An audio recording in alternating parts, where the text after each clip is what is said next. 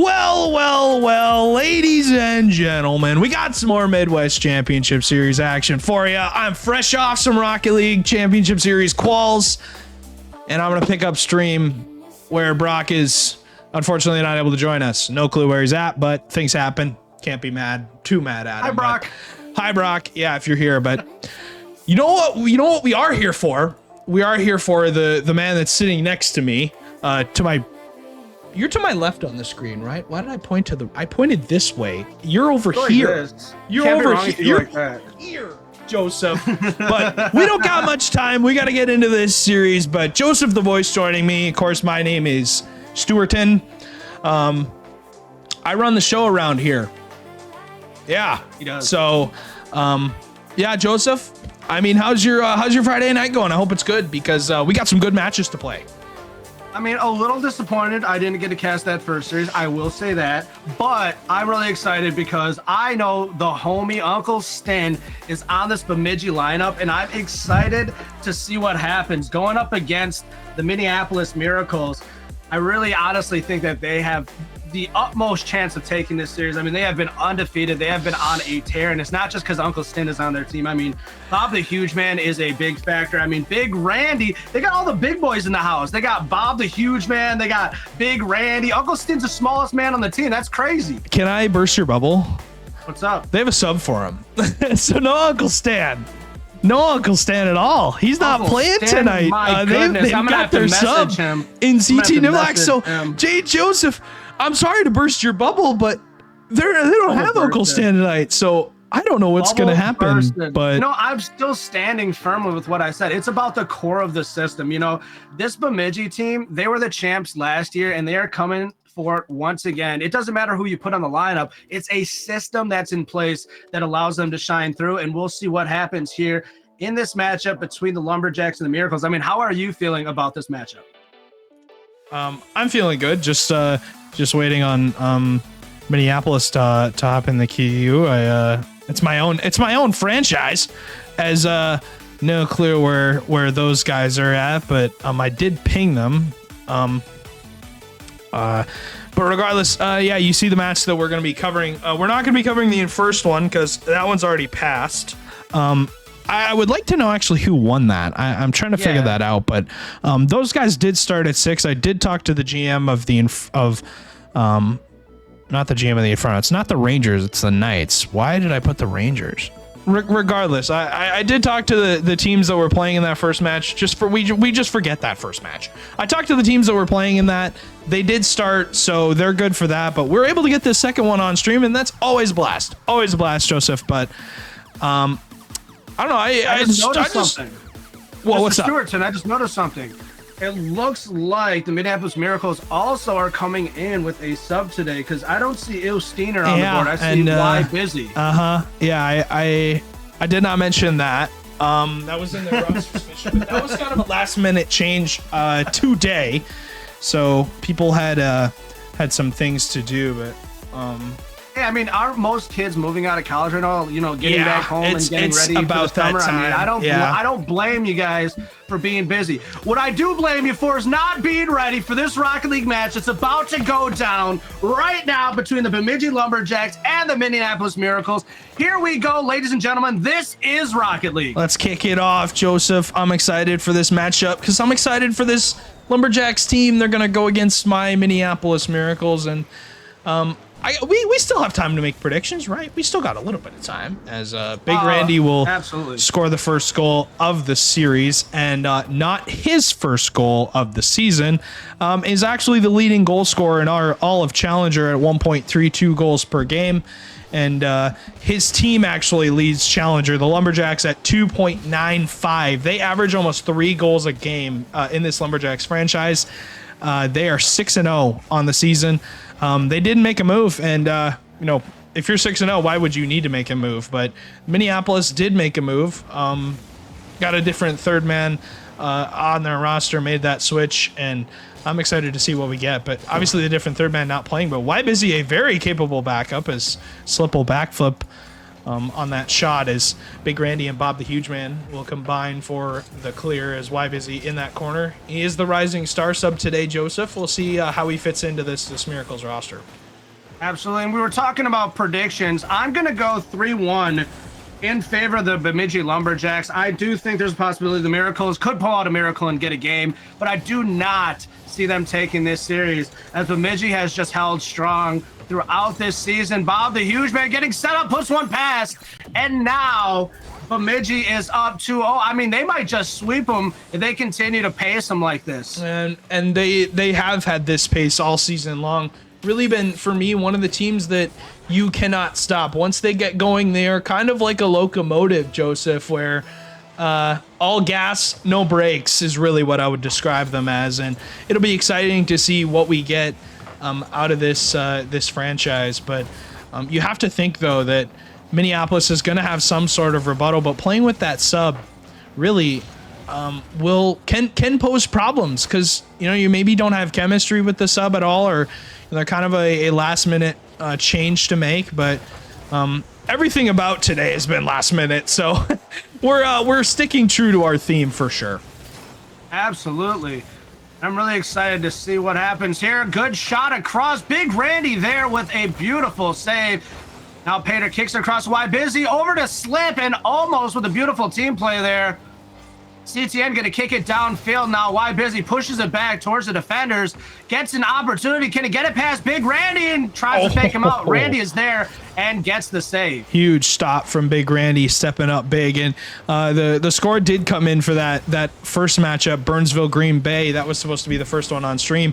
Burnsville took that one in a game 5, and looking at this big sheet, this beautiful sheet that you put together for us, Joseph, that's a massive win for Burnsville, because Burnsville's 1-5 and Green Bay was 2-4. That all that does is just close that gap right before the major. But absolutely, and Burnsville absolutely needed that victory, being 1-5 on the season, coming off of a loss against Bemidji. I mean, you just went against the powerhouse team, so to know that they came back and got a win this week, I'm not completely surprised. They did take a game off of Bemidji, so to have that momentum, knowing that you can take a game off of the best team, really gives you a good mental set to get into that matchup and potentially be able to take the series. They push it to 5 and they get it, so that's really exciting to see, which is going to obviously force the Green Bay Knights to a 2-5 record now, tying Burnsville as well. So I mean, like you said, it only tightens things up a little bit more as we're getting closer to this major. And it only make it more exciting. As you said, this has been the year of the upsets. It feels like everybody kind of getting one where they need one, it seems like, so far. And we'll see, is there a possibility that the Minneapolis Miracles can do that tonight? I don't know, but we'll see. Anything can happen in Rocket League. I say it all the time. That's right. Anything is possible. And Joseph, I'll go ahead and shoot that bracket over to you that I put together yesterday. My God, it was a pain in the butt to make their obviously, with every team making that major, it forces you to have a round 1 single elim matchup of 8 quarterfinals, essentially 8 round 1s. So you go down to 4 and then down to 6 and then down to 4 and so forth. But you're a player, and you also help define and build these teams as a coach as well. Like, going into the major, obviously, like you said, it's one and done in that first round. How do you kind of set your mental up to make sure that you don't feel like you fall too far behind too early? I think it's about extending that first match as long as you possibly can. Obviously, if you're a 15 low seed like Burnsville, maybe Green Bay is, like we were talking about, they're way down there. They're gonna have to play a high seed, a Bemidji perchance that we're seeing here, who is up 2-0 in this game number 1, but only game number 1. And that's going back to my point, extend the series as long as you can. If you lose game 1, you go to game 2 and say, all right, guys, it's only game 2. We got a little bit of time here to figure it out still. We got to change some things up. Let's alter our ideas a little bit more. But it's all about staying in the series and being as mentally confident as you possibly can. And that's really all you can do at the end of the day against some of these teams who are going to put a ton of pressure on you. But this one winding down, about 6 seconds left. Bemidji going to walk towards the finish line here with a game 1 victory. Absolutely, and we are hitting zeros. Lumberjacks, in fact, do take game 1. And yeah, this is definitely a team that everybody needs to make sure to keep an eye on. Like I said, I believe it's more than just the players. I do, in fact, believe that the Lumberjacks have a good system in place that does seem to translate from season to season. I mean, they're only, looking more defined as they are going through the season. They're getting ready for this first major. As you said, they don't need to make an adjustment right now. They've already kind of settled in. They're feeling good. Big Randy with 5 saves there. I mean, he was everywhere defensively and not allowing the Miracles to even get within inches of that goal. So, I mean, that's really got to say something. If you're the Lumberjacks, you have a really good defender like that, and even your sub is playing their role today. That's what you want to see. As he obviously is the main goal scorer for this team, but Joseph on the stat sheet, like you said, five shots for slip, 0 for 5 on that game number 1. I'd like to see him, really step up. He can be that real hard carry. Has some legendary shots that he's hit in this league, and we'll continue on to see what we get out of this Minneapolis team here in game number 2. As right off the kickoff, going to put pressure on Busy, as he really has to step up to the plate here, being the rising star sub for this Minneapolis team. Obviously, no debut yet of that new third that we did get in the trade window, but what can you do? Like you said, we're kind of at the height of the busy season when it comes to everybody's moving for college. Everybody is either leaving or going into a new place, and sometimes subs are needed, but do we have a change here? Is Bemidji really, even without their main player in Uncle Stan, whatever you want to say, the star of this team? Obviously Big Randy holds the most of the statistics, but Uncle Stan's right with him. Has a lot of the opportunities too. His slip towards the net, open shot for Busy, as Big Randy will make that save, likely his 7th of the series. It was, as he will give an open opportunity for Busy and he'll capitalize.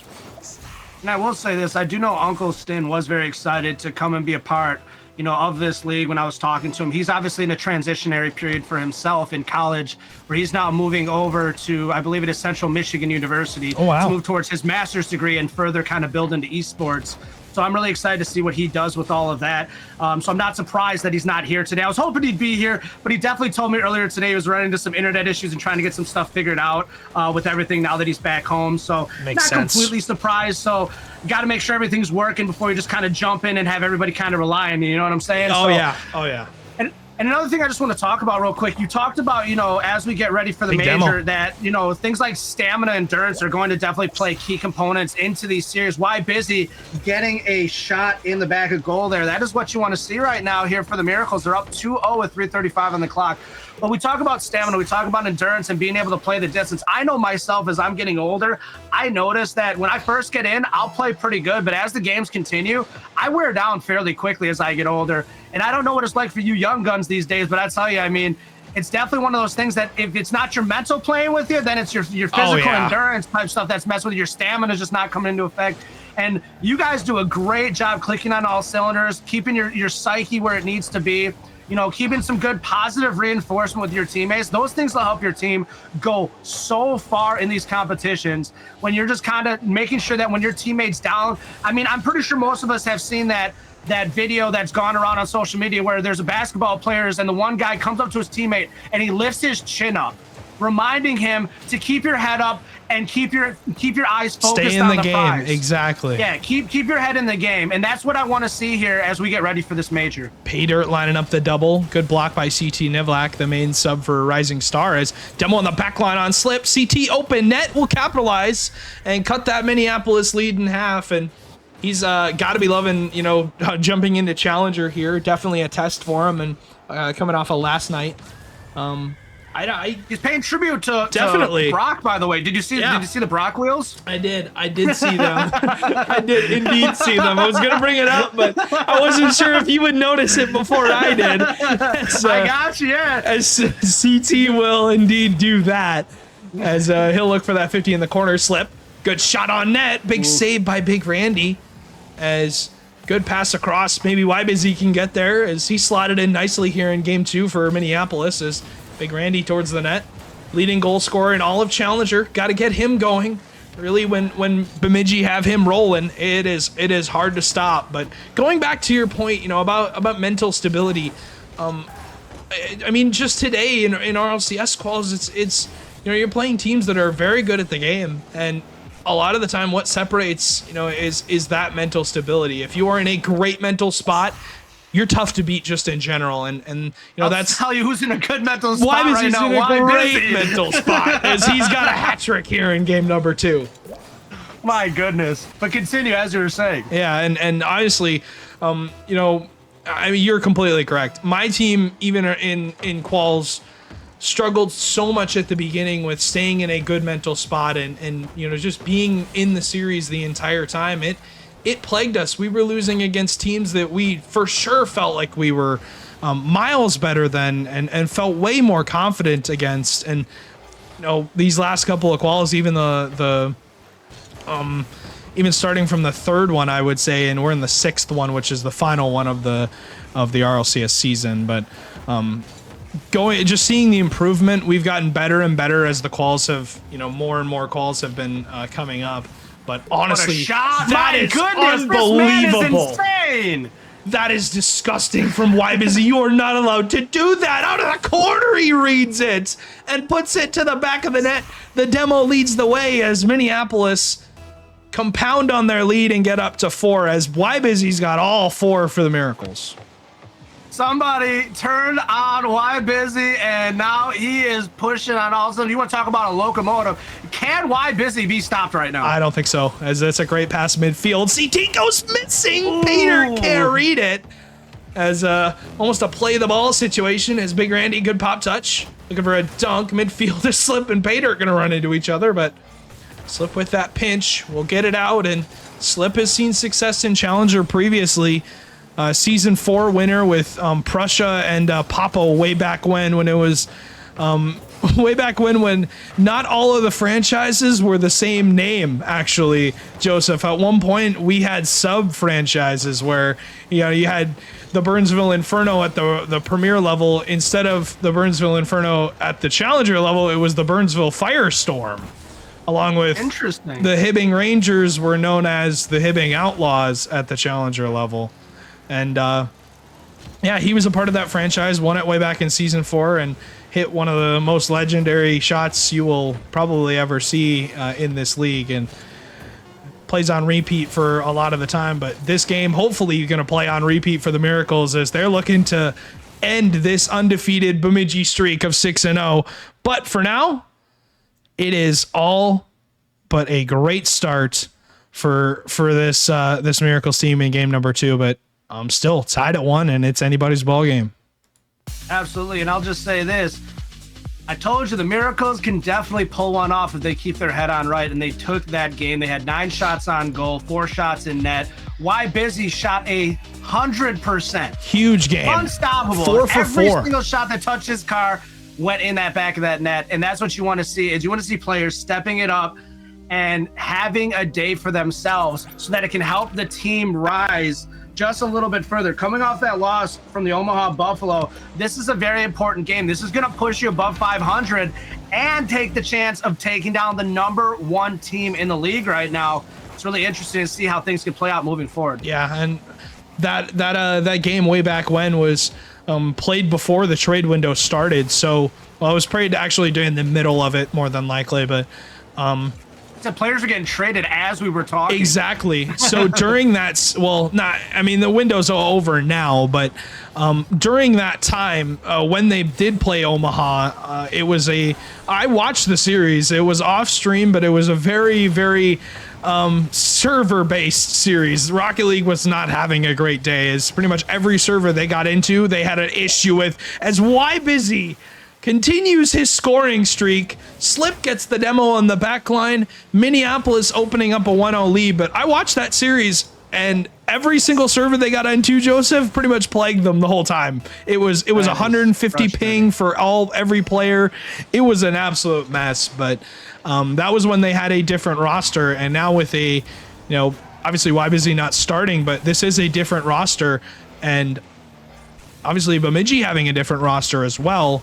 But still, this is a different Miracles lineup, and so far it's showing, as they have got all the pressure on this Bemidji side. Slip going to commit to that, gets 2 players to go with him. Like the MLB does when, you know, a player gets traded mid-game, you got to take him out. And I've heard of that. I've seen that too. I've seen it happen where somebody's just like walked out and they're like, yeah, I'm no longer on your team. I've seen a player get traded to the other team mid-game.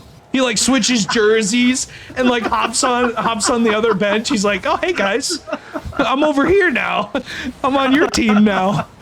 Oh, but Oh my goodness! yeah. All right. Oh, I love it. It's awesome. But The real Yeah. question is, though, can Bemidji make a little bit of a comeback? They're on a 5-0, I believe. Did they score a goal? No, they did end up scoring a goal in that last game. But right now, they're allowing the Miracles to just continue to push ahead. This is getting a little scary if you're Bemidji. Is Uncle Stin that missing component that they really need today to make a difference? But we see one of these players just make a huge step up. Obviously, Big Randy did a great job defensively. I haven't said Bob the Huge Man's name too much today. I've said CT's a little bit more than his. So maybe it's the lack thereof from Bob that might be the difference maker. I am not sure. And going back to this lineup, I got to take a look at the team rosters really quickly just to make sure that we have the right roster. And it is Bob and Big Randy are the two out of the three that are playing.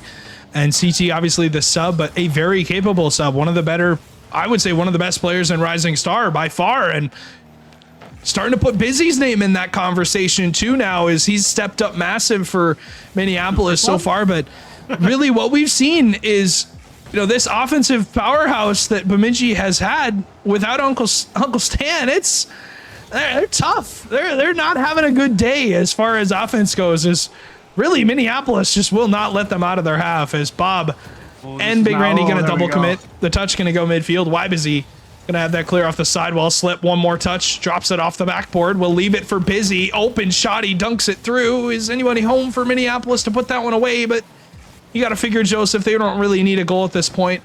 They just got to play some defense for about 2 minutes. Absolutely. We'll see what happens here, as they are in a comfortable position right now, but this is a lead that could diminish very quickly, especially knowing that Bemidji's on the other end. We're already getting one back by Big Randy, bringing it one step closer with 1:53 on the clock. That's what you want to see. Yeah, for sure. And I was going to look at how many goals Big Randy has tallied this season. I was going to pull up the stats really quickly, but is number one in goals per game. Slip is actually technically number one, but he's only played 4 games, and that was that Buffalo series that I talked about. But Bob the Huge Man going to tie it up right off the kickoff, as Bemidji will get that lead and cut it away right away, as Big Randy again having an impact on this game. But total, Big Randy with 25 goals on the season.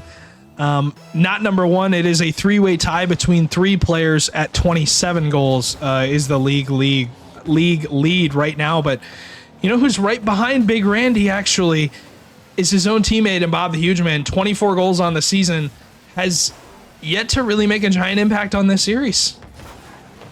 And we'll see if they can become a difference maker and help split the difference. As CT puts it across, Wybusy pushes it up. Like you said, Wybusy is looking very impressive today. I am very happy to see a player come up from a lower league and just really showcase for themselves. That's what we want to see in this league, is that the feeder program is working. For sure. And I think overall it's going to take a lot out of this Lumberjacks team to win this series, as Bemidji will take the lead here, as Big Randy gets the fake infield pass to CT is absolutely perfect.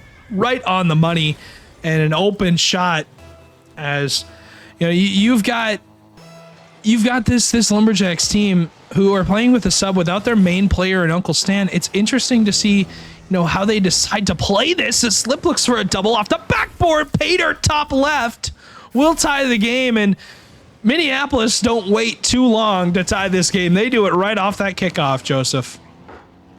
Yeah, they are doing a great job just coming back at them and giving it all that they have, every opportunity. This Miracles team is definitely looking impressive. You talked about an adjustment that they did it, but you haven't even been able to see it come into effect yet. So that's really interesting to see that they went and they brought up one of their subs, and their sub is playing like their third, like he should be here and deserves to have this spot. And that's what you want to see. For sure. And I think that's definitely what you want to see off of this Lumberjacks team. You got to get Bob and Big Randy going, because without Uncle Stan, I know Uncle Stan is, obviously not the whole team, but he's a very important aspect. As the bump comes out, Pater's shot is wide, as Wybusy had the front bump line, but Couldn't get it to go. A slip 50s midfield. CT in a really awkward spot. Has to put that to the side as that pinch is going to go all the way down to Bemidji. Are they able to capitalize on this slip, though? Gets the clear. May have caught a counterattack of his own. CT will cut it out. Gives it right to Pater, though, off that backboard. 5 seconds left, Joseph. And Minneapolis finds something with no time left. Bemidji want to see it hit the ground, and they will. And we've got overtime in game 3. It is crazy to think that the Miracles are really pushing Bemidji Lumberjacks this hard to the limits right now. This just goes to show that they are hungry. They know that major's right around the corner, and they know every single win is important right now, and they are trying to make a statement right now. A lot of demos coming out as Slip will wait for this, doesn't intend to backflip on it, and will. Pater at over 1, has 2 goals in this game, has stepped up huge for Minneapolis. Get them going, Slip. And what you're going to get out of him is CT's demoed. Busy got the bump, but couldn't get Big Randy out of the way. And Big Randy, again, continuing to have an impact on this series, will clear the line as Y Busy will get his corner and will not allow CT to lock them in. Minneapolis out right away as CT, no boost. Has to make that clear on his backline. Will get bumped. Slip towards net. He caught him out. And he will, as Minneapolis will take game 3 and they go on a match point in this series. Well, we talked about this being the year of the upset. Ladies and gentlemen, we are 1 game away from the Minneapolis Miracles upsetting the Bemidji Lumberjacks, who are currently 6-0. That is something to say. I am telling you right now, with a total of 16 shots on goal, the Miracles are relentless. Yeah, they do not want that Lumberjacks offense to get out because, like we've talked about, Bob and Big Randy, they had to make all 3 of them did. That is 10 saves on the board for Bemidji, only 3 for Minneapolis. That is 16 shots, like you said, on the side of the Minneapolis Miracles. That is the pretty much basis of what it means to not allow a team out of their half, because if you let them out, Bemidji really, they're gonna make you pay. They're going to give you problems. I mean, we've seen the stats. We've definitely watched. You know, I'm looking at them right now. Bob and Big Randy have combined for almost 50 goals on the season. In what, 6 series? That is unbelievable. That is a lot of goals. But going into this game, number 4. If you're Minneapolis, Joseph, you got to close it out now. You can't give this Bemidji team any life. Absolutely not. You cannot let them take this. You have to close it out right here and now, because if you open up the door even slightly, they're going to break it open and they're going to force a victory on their end. And that's what I expect to see from the Lumberjacks here moving forward here in this series. They've obviously slipped up a little bit, and no, I say that with the best puns intended. But the reality of it is that, you know, the Miracles are doing a great job. They're finding a way to make things happen. We've seen, you know, all 3 of these players, you know, make moves where they need to. I mean, Y Busy's been tremendous today. Definitely a super sub of the day, if you ask me. I don't know if there'll be another one that can do better right now, because he is definitely folding in, and he has been the reason why I feel the Miracles are in this situation right now. Yeah, he's definitely showed up, and I got to think, you know, what would be different if you had Uncle Stan on the field? Would he be the big difference maker? I believe so, yes. But you also have to think, though, Minneapolis playing with a sub as well. So we're sub v sub right now, and you got 2/3 of each roster, Joseph. This is about as even as you can make it. I mean, honestly, it you know, obviously not having the proverbial higher pick on your team will make a difference, but at the same time, I think overall it'll be important for this Bemidji team to look at this series as, you know, just another roadblock in their way of winning that major. Because if they have their full roster, we've seen their work, Joseph. We've seen it. 6-0 in the season, a 14 game diff. They're the best team in the league when they have their full roster. But today, Minneapolis has a different story to tell. But this will be a big win for Minneapolis, as they're in that giant 3-way tie of teams from 5th place all the way down to 11th. They are a part of that giant 3-3 tie. If they win this, they move to 4-3. And the good news for them is a team ahead of them actually in the Duluth Superiors. I've got some scores to report for you, Joseph. As we're gonna get into this series, game number 4 on the cards here, as we're gonna load on in. But I got some score reports for you.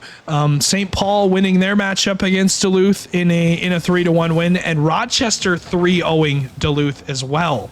So Duluth at 4-2 on the season, they go 0-2 on the day. They move to 4-4, and that's all what you want to see if you're a Miracles player or if you're in any of that giant tie, as Paydirt off the infield pass from Slip will score first in game 4. Absolutely, and right now it's looking like an opportunity where it may not be the Lumberjacks running the helm going into the major at this point. St. Paul Senators are only 1 loss behind them, so I mean, this could be an opportunity to see a different team take the helm before the major too, and that might just put a little irk in the Bemidji Lumberjacks. We might see, like you said, once their full team is back in effect, a whole different mindset as they continue to push forward. Yeah, and I'll go ahead and put those scores into the sheet just so I can see what'll end up happening. But with St. Paul beating Duluth, that puts Duluth in a very tough spot at 4-4, but it puts St. Paul sniffing the tail of Bemidji at 6-1. And if Minneapolis is able to close out this series, they'll push Bemidji to 6-1, like you said. And I think the game diff will carry Bemidji through, but still, Bob knows what it's going to take, and as a result, he's able to tie the game. Yeah, and right now, I mean, like you said, they understand their assignment. They know what needs to happen right now. They allowed the Miracles to get up by 1 once again, and we're going to see if they can turn it around as they were able to tie it up with 4 minutes on the clock right now. Will we see Bemidji Lumberjacks find a way to tie up this series, or will the Miracles do just that and pull one out? And Green Bay going 0-2 in the night. They dropped to Chicago in a 3-0 sweep, but that's going to take a lot for Minneapolis to close down. Bemidji have really been a problem for every team all season long, but here they're going to be a problem in this game 4 as they get the touch around Paydirt, and it's a 2-on-0 that they're able to capitalize on as the Lumberjacks up 2-1 with 3:48 left. A lot of time for Minneapolis to get going as they're going to win that kickoff into that corner, Joseph, as you have got opportunity knocking for Minneapolis to put Bemidji to bed, but the question is, can Bemidji force that game 5? And if they do they have the momentum to win this series and possibly steal one, as Busy may have caught him out. Slip looking for a bump. CT was supporting it, but did get the block on the play, as Big Randy will have a touch off that backboard looking for one more from his team to help him out as Slip collects the corner boost and the ball, but can't really get out just yet. Ball stuck at the midfield line and a big save for Minneapolis. A good center there. However, Paydirt's there to kick it towards the sidewall. Why Busy? He's had a tremendous evening trying to find an opportunity to kick one down to his teammates. Slip now puts one into the corner. Big Randy just barely misses. Slip with an opportunity, gets 2, and he does not get it down. What an attempt, but unfortunately, the execution did not fall the way that they wanted. Why Busy now trying to get some set up, and CT kicks it away. Good touch from Slip again off the backboard. Paydirt lines up that shot. Big Randy wasn't ready for it. Slip just going to cut it out and make sure it finds the back of the net. And this time, Joseph, he does finish the shots, as that was a great lineup from him, but I'm telling you, Miracles are going to win this now because they just hit the palindrome shot. Yeah. 2-2-4-2-2. I love it. I love it. I love it. I love that you pointed that out. As Big Randy fakes under one. Fast, my goodness. And CT will get that touch. Peter in an awkward spot. Bob has the shot and the lead. And the hat trick, might we add. Bob the Huge Man really stepping it up. Like I said, we didn't hear his name too much earlier in this series, but guess what? He is plastered all over game 4 right now, as he has 4 shots on goal, 3 shots in net, and he is leading his team to a potential game 5. As he is indeed leading. I talked about, his points, his goals, as Pater looks for a double off the backboard, can't find it, as Big Randy will cut it out. As him and Big Randy, Bob the Huge Man and Big Randy, they big goal scorers this season for this Lumberjacks team. As Why Busy won't make contact on that, puts Slip in kind of a rough spot. As he is one clear, but Bob towards the net, in and out save from Pater, a huge block from him. As Why Busy goes missing, Slip Good pop touch to himself off a preset maybe, but can't stay on the ball as another beat out from Bob in that corner, and Bob having a big game 4. Now the ball is left towards the sidewall. CT is going to try to center one for Bob. Bob puts it down and wide. Busy tries to clear it downfield. Big Randy's there. Gets a big boom towards the sidewall. And Bob gets another big shot downfield. Cannot finish it, though. Gets kicked away there by the defender. And now it's left in the opposition corner. As Slip is there, almost able to tie it up. My goodness, you're going to wish you had that one back. Big Randy now with the clear. And now he's looking to get it downfield. Bob with an awkward touch there. Now it's kind of just left in the corner. This is not what you want to see right now if you're Bemidji, not having that type of awkward commit right there. And now we're tied up.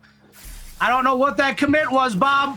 It's not something I would have normally seen in any other Rocket League game, so try not to do that one again. Yeah, as Pater gets the touch off that backboard, is able to get that tying goal, and that's exactly what you want to see.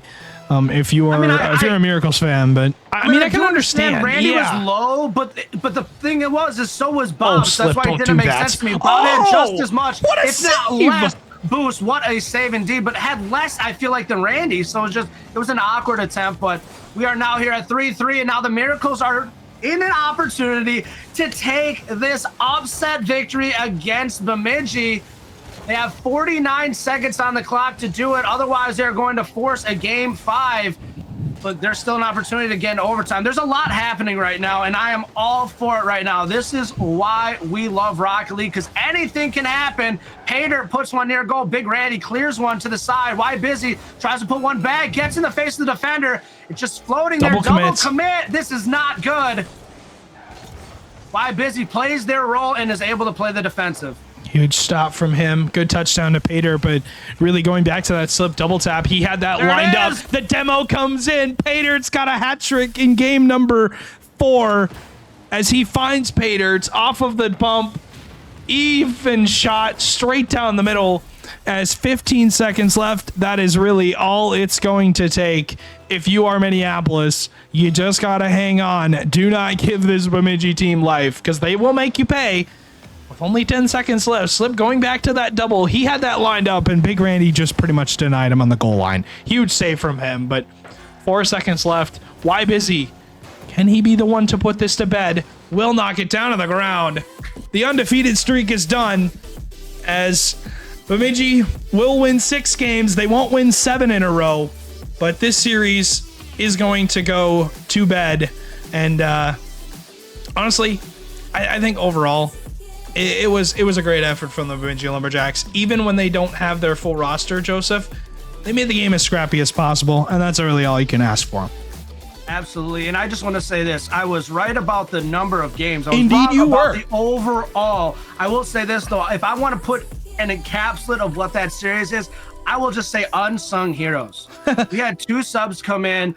Why Busy completely tore it up, and then even there in game 4, both the players on either team that we didn't get a lot of opportunity to speak about, Pater and Bob, both stepped up and had huge games. So I will definitely encapsulate that as the series of unsung heroes, because everybody that we weren't talking about or weren't relatively supposed to be there because they're not on the main roster stepped it up today and made a big opportunity when they had the opportunity to do so. So that is what you want to see when you're looking at these teams, when you're looking at the overall. And if that doesn't get you more excited for the major next week, I don't know what will. Yeah, dead serious, because we're having a bunch of upsets continuously happening, and this is what you want to see. You want to see things more even than just a complete landslide in one direction. I mean, even when you take a moment and you look at these other leagues, I mean, you take a moment, we look at Premier League, we have 3 teams that are 6-0. I just want to state that. 3 teams that are undefeated just at the Premier League. Like, no other league has that many undefeated teams, which that shows it's a little bit more lopsided there at the top level. However, here in Challenger, a lot more even. You go and you look at Rising Star, a lot more even. And that's what you want to see. And you want to see that separation start to come together. So as we get ready for the major, it's only more exciting for you to want to cheer on your team, because you know at this point, you know they are putting everything they have out there on the field, and that's what excites you. So I'm Joseph the Voice. I'm hanging out with Stewie for the evening. I believe this is going to be my last cast of the evening. I have to go take care of stuff. And actually, I believe I have to go get ready for my stream. So I love you guys. I hope everybody has a wonderful night. But Joseph the Voice is out. Thank you so much for your time, Joseph. As we've got a couple more games left. We will see you in just a bit. We've got a bit of a break coming up for a couple minutes. Got to get stuff set up, but we'll jump into this next series. As we've got a team playing back-to-back on stream. The Buffalo gonna play both of their series on stream here to end off the night. They'll play the Rhythm and then they'll play the Maulers. But before we get to that, we got to throw it to a very, very short break. And this has been Stewie and Joseph the Voice. We'll see you when the next match comes up.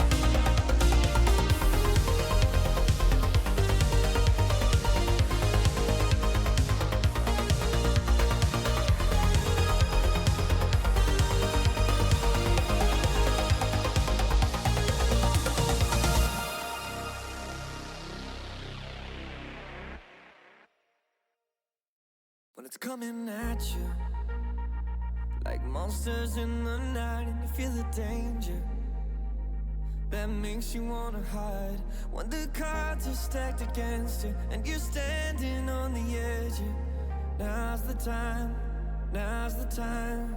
Think about all the dreams you keep inside. Think about all the ones you love. I know this beating heart will be my guide. I know that we can overcome. When the world's so cold and we're losing hope, I need her, I need her. When the darkness comes and we're overrun, yeah, I need her. That's when we need each other. That's when we need each other. That's when we need each other. That's when we need each other. That's when we need each other. When you're falling faster and don't know where you are, you feel the danger closer than your heart. When the weight is getting heavy and the future is unsteady, close your eyes, close your eyes. Think about all the dreams you keep inside. Think about all the ones you love. I know this beating heart will be my guide. I know that we can overcome. When the world's so cold and we're losing hope, I need her, I need her. When the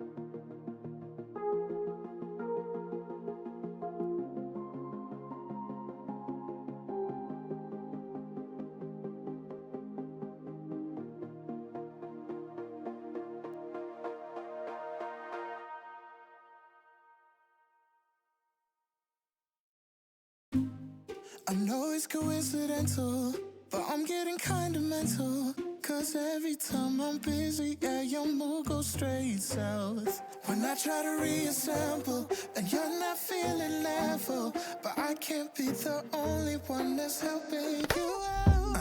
I didn't apply to sacrifice all of myself to you. Oh, and all of my time was wasted trying to be there to get you through.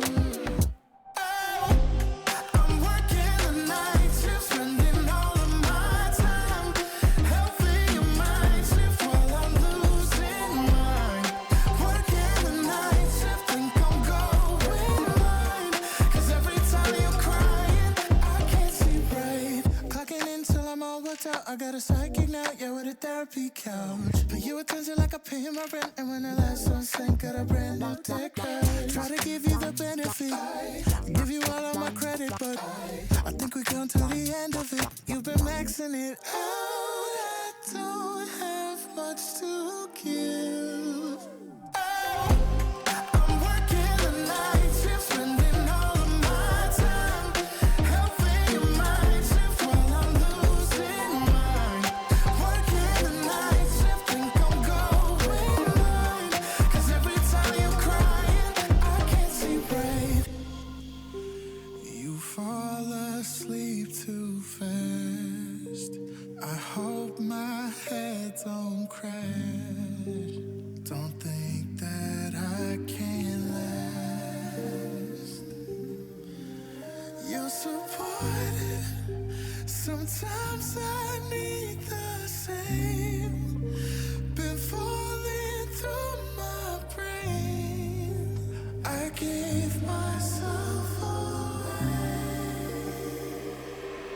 Cause I need you. I thought this was a two-way track. Turned around and now there's no way back. Close my eyes and drift away. Oh, I'm working the night shift, spending all of my time helping your mind shift while I'm losing mine. Working the night shift, think I'm going blind. Cause every time you're crying, I can't see right. Won't you come over? Dying to know where you came from. We're breaking open. Feel like our future's just begun.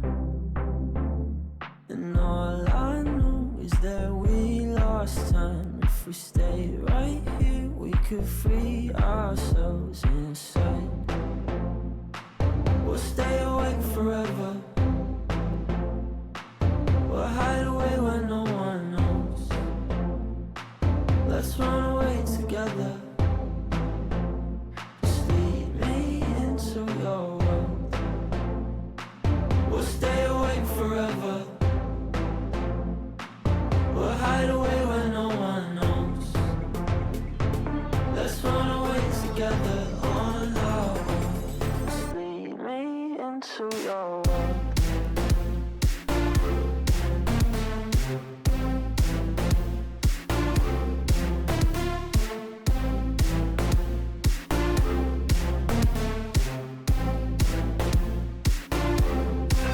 Waiting for no one.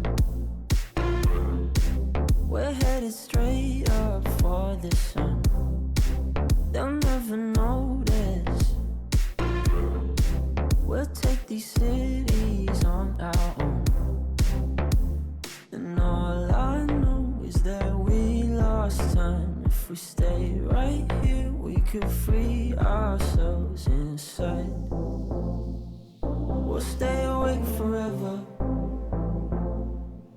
We'll hide away where no one knows. Let's run away together. Just lead me into your world. We'll stay awake forever. We'll hide away where no one knows. Let's run away together on our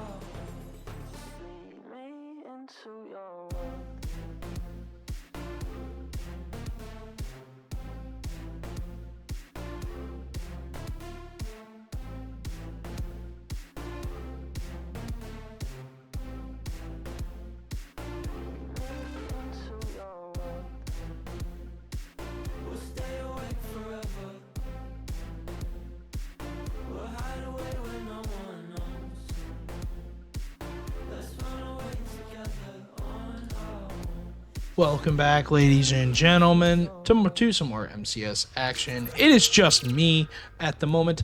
Don't know if somebody will join me, but no JTV had to drop him, unfortunately. So I'll go ahead and remove his name if you want me to, but it doesn't matter. It's just me for now. Taking a look at the schedule. It is Rhythm Buffalo. We're going to see both of their series on the night, and should be a good one for sure. Get to watch them play 2 matches here. Is they're going to play the Rhythm, who are coming off of a hot 3-0 over the Duluth Superiors, and the Maulers, who are also lost their first series of the night. I believe, if I'm not mistaken, if it's the one that I'm thinking of. I don't remember, but they did lose to the Des Moines Derecho. But regardless, just me for now, and I'll go ahead and show you the quick major bracket just so you can take a look at it. Round 1 quarters, semis, and final, and it's a big bracket for sure. So should be a blast, and I'm ready to get into this series. Starting lineups on your screen, full starting lineups, no subs. So should be a blast.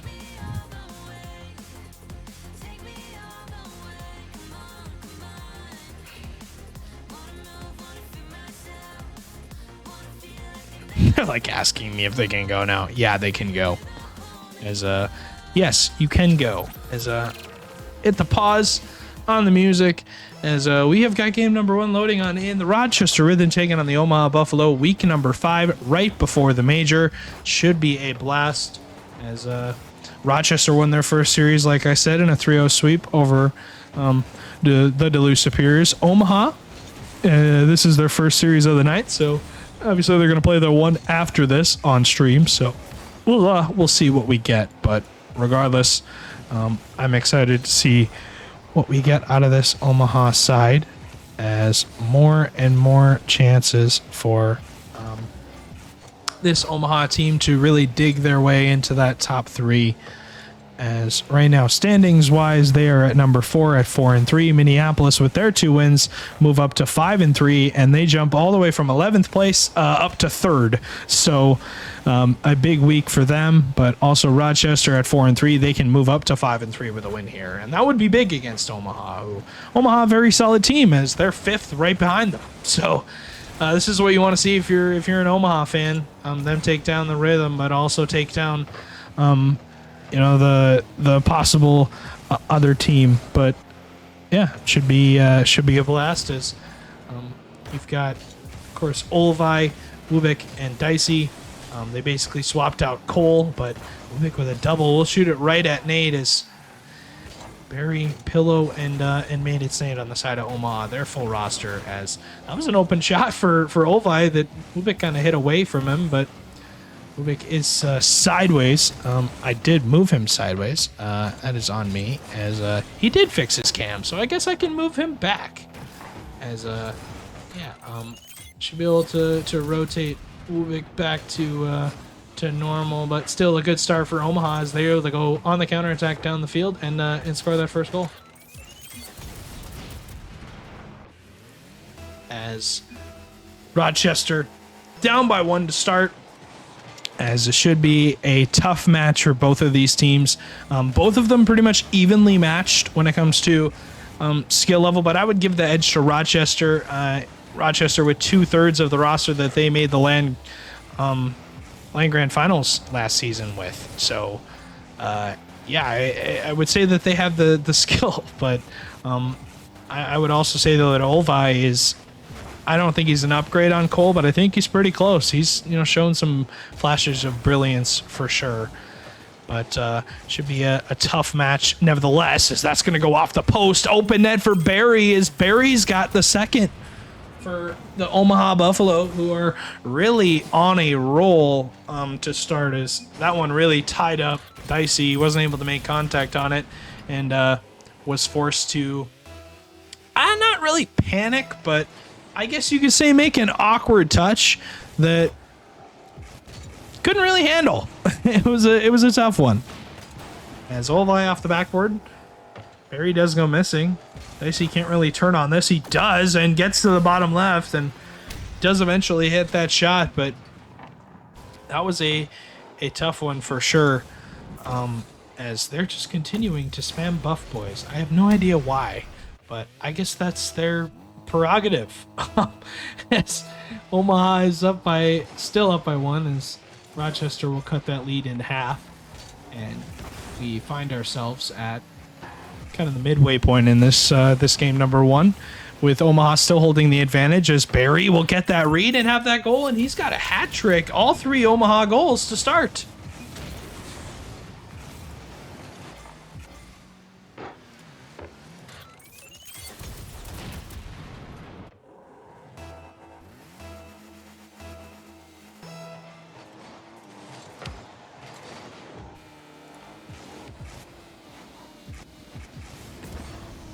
About 2 minutes left here as Rochester still looking for an in, as Olvi off that sidewall, as Rubik will have that shot. It is on net. It is saved by It's Nate, as Olvi has that touch off the corner looking for Dicey, but Barry cuts it out. Barry having a really big game number 1. It's Nate off the backboard looking for a shot with Dicey, but can't get it through, as Dicey can't get that touch. His Pillow will have that clear and will put a lot of pressure on Olvi, who does make the save. Dicey gets the demo, as Wubik looking in field, gonna fake the pass, but Barry doesn't really fall for it, and Dicey gets 250s with Olvi, but Dicey now on the follow-up will get bumped by It's Nate, as Olvi into that corner. Wubik towards the bottom right. He tried to pick the corner, and he did, but Pillow had it read, and the save comes out as Omaha still up by 2, but Olvi with a monster challenge off that corner, as Wubik will be beaten to the ball with It's Nate on the counterattack. It does bounce its way in, as Omaha has the 4th.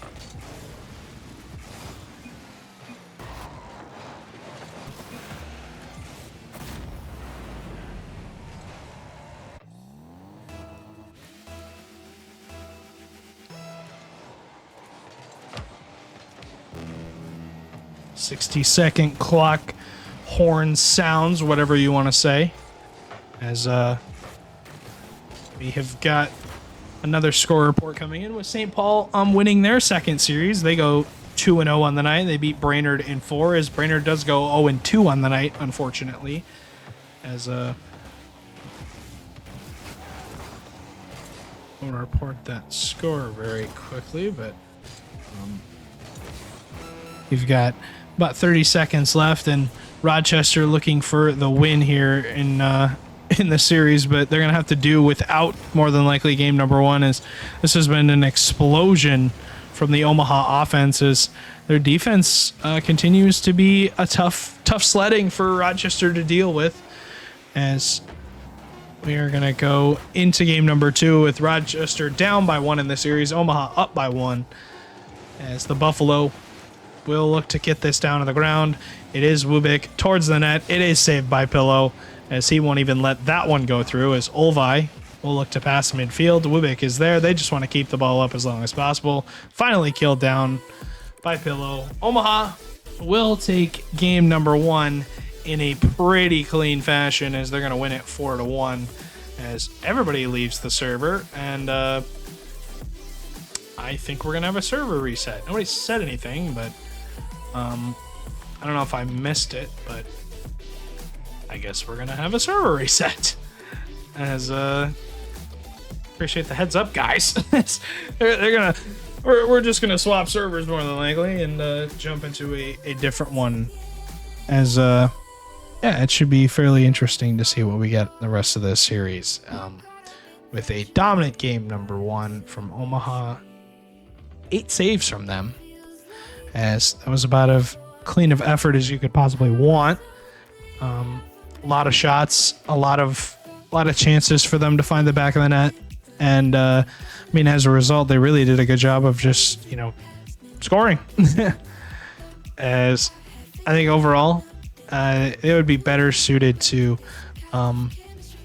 continue what they've done. Do not change anything, because you are pinning Rochester in their half as we go into game number 2, as Rochester have some work to do, as Dicey, good pop touch to himself, shut down by Pillow right away, as Barry going to put that one towards the net. It is blocked by Olvi somewhat, but Ubik, a good pop touch to himself. Looks for a reset, but can't get it on net. As Olvi did have a shot there towards the net, but it is blocked away by Omaha. As Ubik looking to turn on this, can't really get it on target. And that's been kind of a theme for me so far, as Rochester shooting has not been great in this series, and it's definitely got to improve if they want to win it, because Omaha's defense has looked pretty darn good so far, but can Rochester get anything going on the offensive end of the ball? That would be really where they're better suited to be winning games, as if they're in the lead rather than playing offense the whole game, because you kind of lose offensive confidence when it seems like nothing goes your way. But they're looking for another touch off that corner, can't put it on net. It's going to go midfield. It's a double commit for Rochester, and they have to play a little bit of defense now.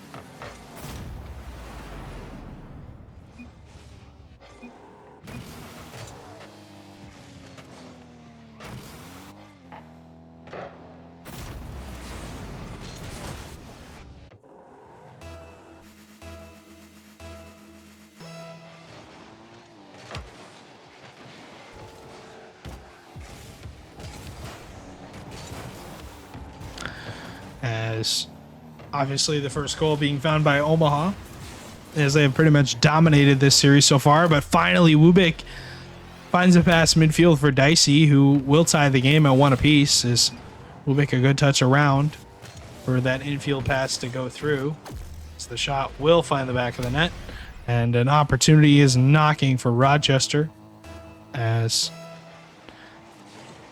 still looking for the victory, of course. Is this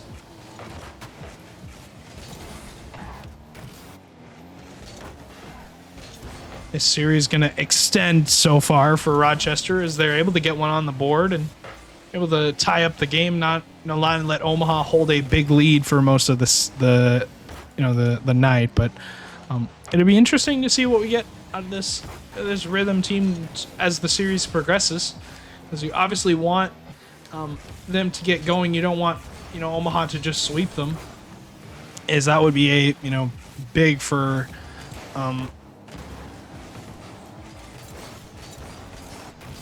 that would be big for them, definitely, as Omaha still looking to press. They do get the shot. Ubik does have the save. He scrambles back and makes that touch, and that was a big one, because it allowed him to get the ball out, but shot's not going to come away just yet. His pillow towards the net. He will find the top right corner, and Omaha continue to have Rochester's number. It just seems like Rochester can't get out of their own heads, as the miss does come out from Ubik, and Olvi and Dicey can't really cover it, as you're still looking for this Rochester team to just erupt when it comes to offense, because I really think that they can be a team that can run other teams over on offense. But this Omaha team definitely has surprised a lot of people so far this season, especially me. I'm gonna be honest, I did not have a ton of faith in them, but they definitely have shown up when it matters, and they're taking it to the Rochester Rhythm so far in this series, looking for a sweep, but they got to win game 2 first.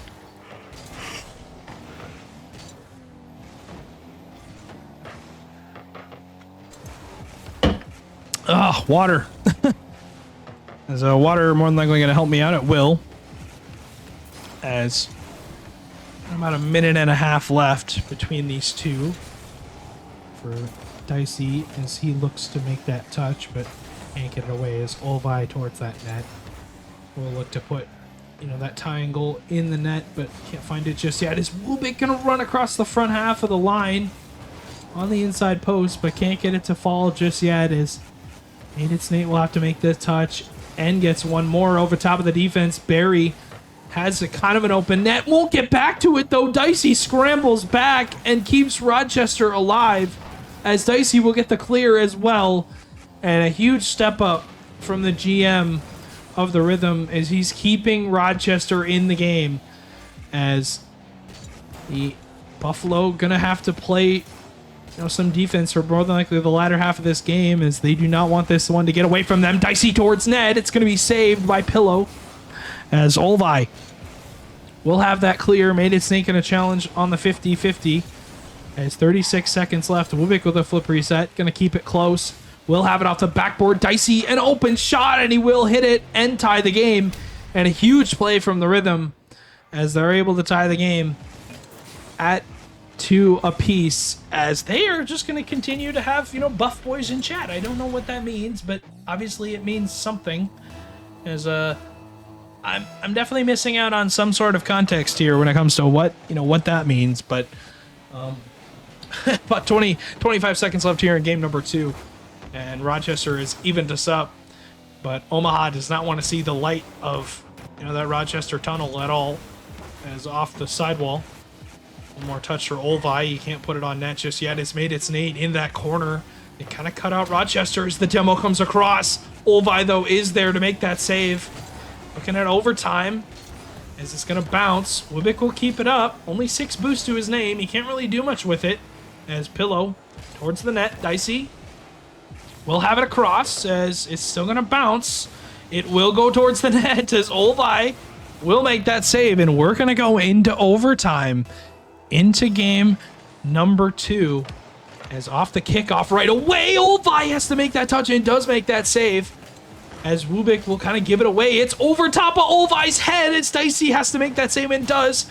Made its Nate towards Pillow as he gets the bump. Dicey will stall it on the goal line and will get away with a highway robbery, as he will make that save.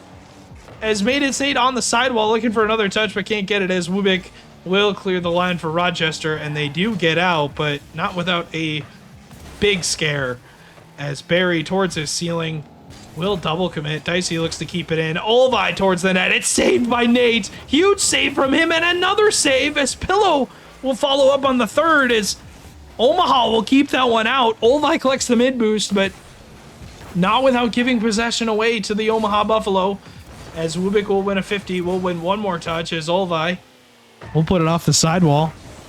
And about a minute into this, Barry looking for one more, does have the 50. Pillows there, slams the door on the Rochester Rhythm, and it is a 2-0 series advantage for the Omaha Buffalo, who are well on their way to sweeping the Rochester Rhythm, and that would be a big win for them.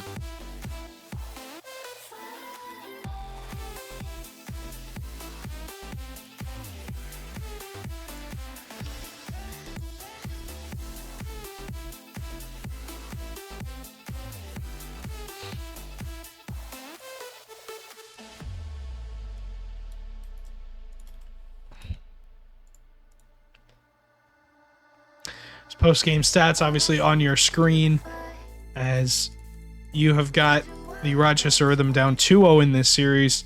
A whole ton of shots from Buffalo, but a lot of shots from the Rhythm too. A lot of saves were made from both sides, as this was a defensive game for the ages, as we are going to go into game number 3 with a 2-0 advantage for the Omaha Buffalo. Can they put the Rhythm to bed? It would be a big win, like I said, for them. So one that they want to see have happen, but I think you could benefit heavily from a sweep if you're the Buffalo, but also you would not benefit well if you're the Rhythm if you get swept here, because you do not want to see that happen.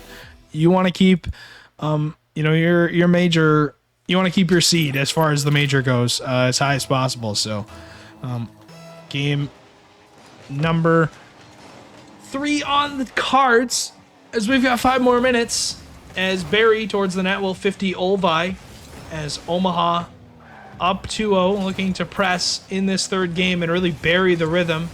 They're going to have to do it early, though, as the 50 comes out, and Pillow's had a really good series, a big step up from him, as he's played a good series so far. So, I mean, Nate has played well, Barry has played well, all 3 of Omaha have had a great series, and see the physical plays that Rochester are starting to ramp up. We'll see if that continues and if it starts being a theme for this series, because, it could mean that this Rochester team really gets going, but it'll be fairly interesting to see what we get out of this Omaha team. If they can continue the pressure that they have, as Pillow snipes the bottom left corner off the infield pass, And a beautiful, it was actually Barry, excuse me, off the pass from Pillow, as Barry will pick that corner. And that was a great shot from them, as honestly that was a shot and a half for sure.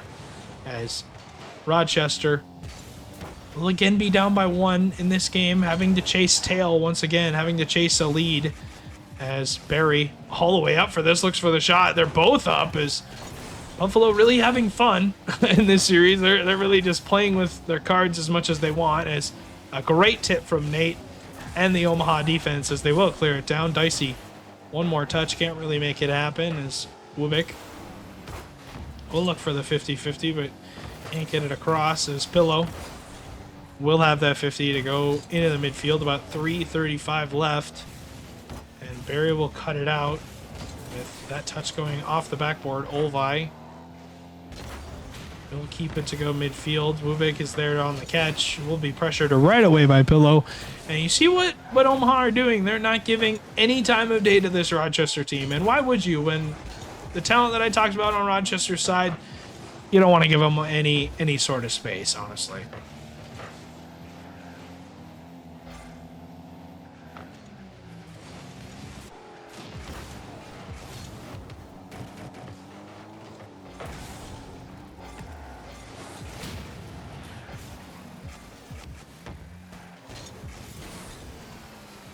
Lubick looking for somebody in field to receive a pass. Nobody there.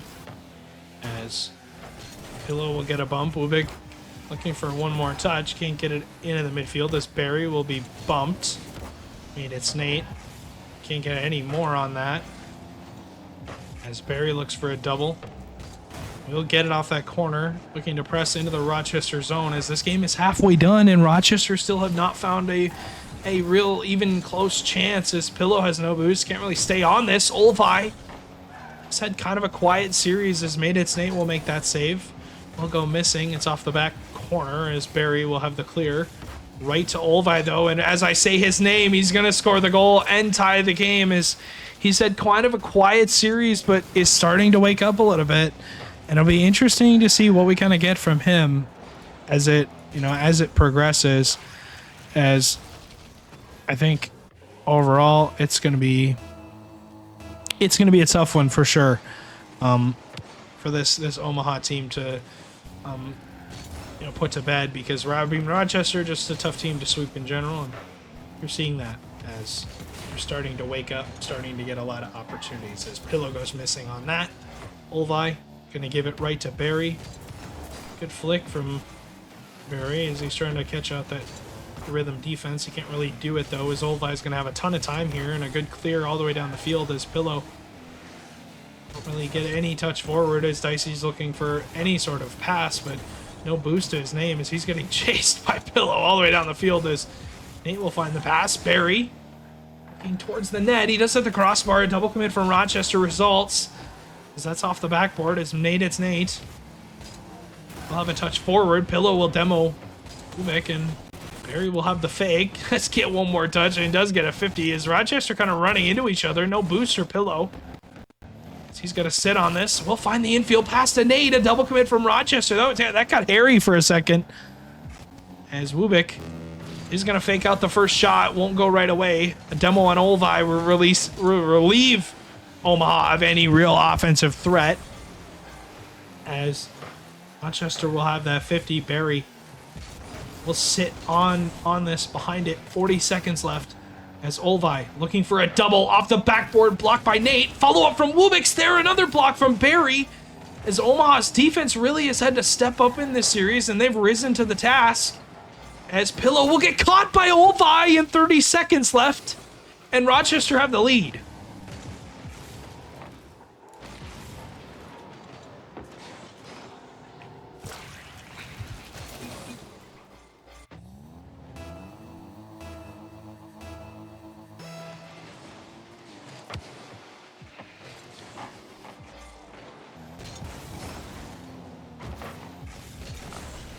Seconds to go. Omaha still down by 1, as they just surrendered the lead, as Barry will have it cut out by Wubik off the ceiling, and Olvi We'll have one more touch. It's going to go on net. Dicey's in a terrible spot. The infield comes, but it's blocked by Olvi. I asked for him to step up, and he really has. With 3 seconds left, it's going to bounce. It's going to hit the ground. And it's a big win for the Rhythm. They will not be swept. It's going to take more than that to put them to bed.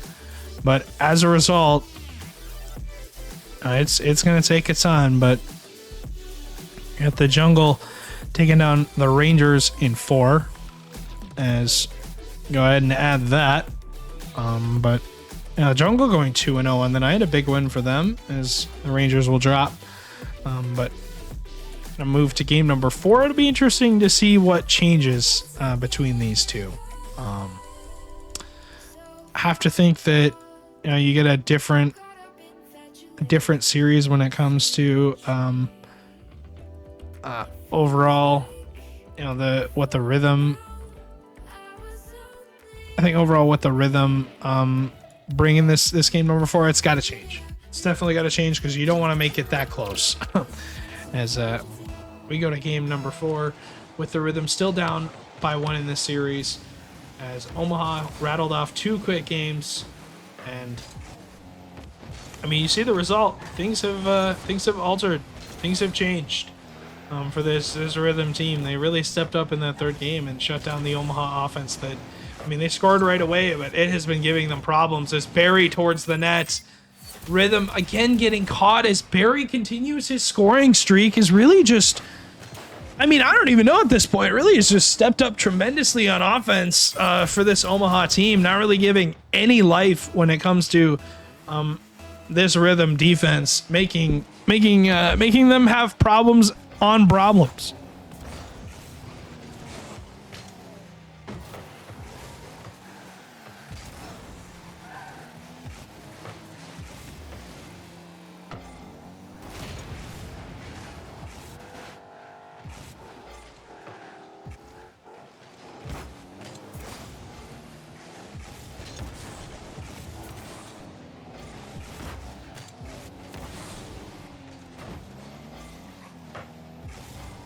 Omaha looking to cap off this game number 4 with a win. If they can hang on for 4 minutes, a lot of time here as they've kind of stuck in their defensive half for quite a while. As Pillow will hit that off the sidewall. Barry will have it go by Wubik as the fake came out, but Olvi wasn't fooled. Demo on made its Nate, and now Pillow has to make a good touch, and somewhat does, but it turns into a double commit for his teammates as Dicey will get the bump. Somewhat of a dunk. Olvi found the angle but couldn't put it on net. Wubik is wide. And Rochester kind of surrender 2 open opportunities that, I mean, yeah, it's a really tough angle from Olvi, but that is an open opportunity for them. And if he's able to hit it, Rochester, they tie the game, but now still is chasing a lead. As 3 minutes still left. Not the best save. That's towards net. Buffalo get caught on that save, and that was not the best touch from the defensive line, and it was Barry who didn't get the most on it, and Wubik running interference. Omaha gonna trip over each other on that play.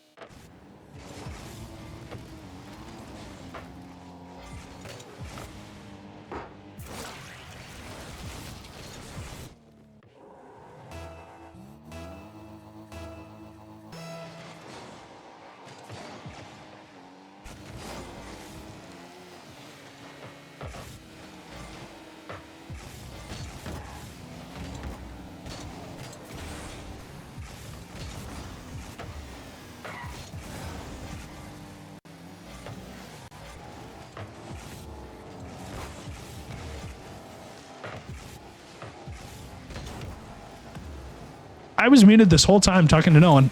I was muted this whole time. I am so goofy. As yeah, I've been talking to no one. As Olvi continues to be a problem the rest half of this series. I asked for him to step up tremendously, and he has done exactly that. As there's 4 minutes left, and the rhythm on the comeback. I've been talking to no one for quite a bit of time. As yeah, it's fairly interesting because, you know, this series has completely flipped on its head. This is the comeback of the century when it comes to the Rochester Rhythm, as Wubik gets a reset and has the shot towards the net. Omaha cannot figure it out on the defensive half, and I don't know what has happened between game number two and games 3, 4, and 5 now, because something has changed, because there's 3:50 still left, and Omaha has plenty of time, but Rochester has just completely changed up their game plan. I don't know what the deal is, but they have figured it out. And for me, it's just been Olvi. Olvi has played 10 times better when it comes to the first 2 games. Has stepped up huge when it comes to this series. So we'll see what we get out of him the rest of the way forward. But it is all but over when it comes to Omaha. If they don't find 3 goals, game's over. And I'm thinking it's going to be 4, as this one's going to go all the way down the field. The counterattack is on, but the shot is going to be saved, as Pillow will collect that. Won't really have much to do with it, as Wubik will clear the line. Barry going to be up right away to cut that out, and that's not a bad touch from Barry, as he's going to clear it away and give the opportunity. But Ori, have you joined me in here? I think you have, because... Did you get the W? That's huge.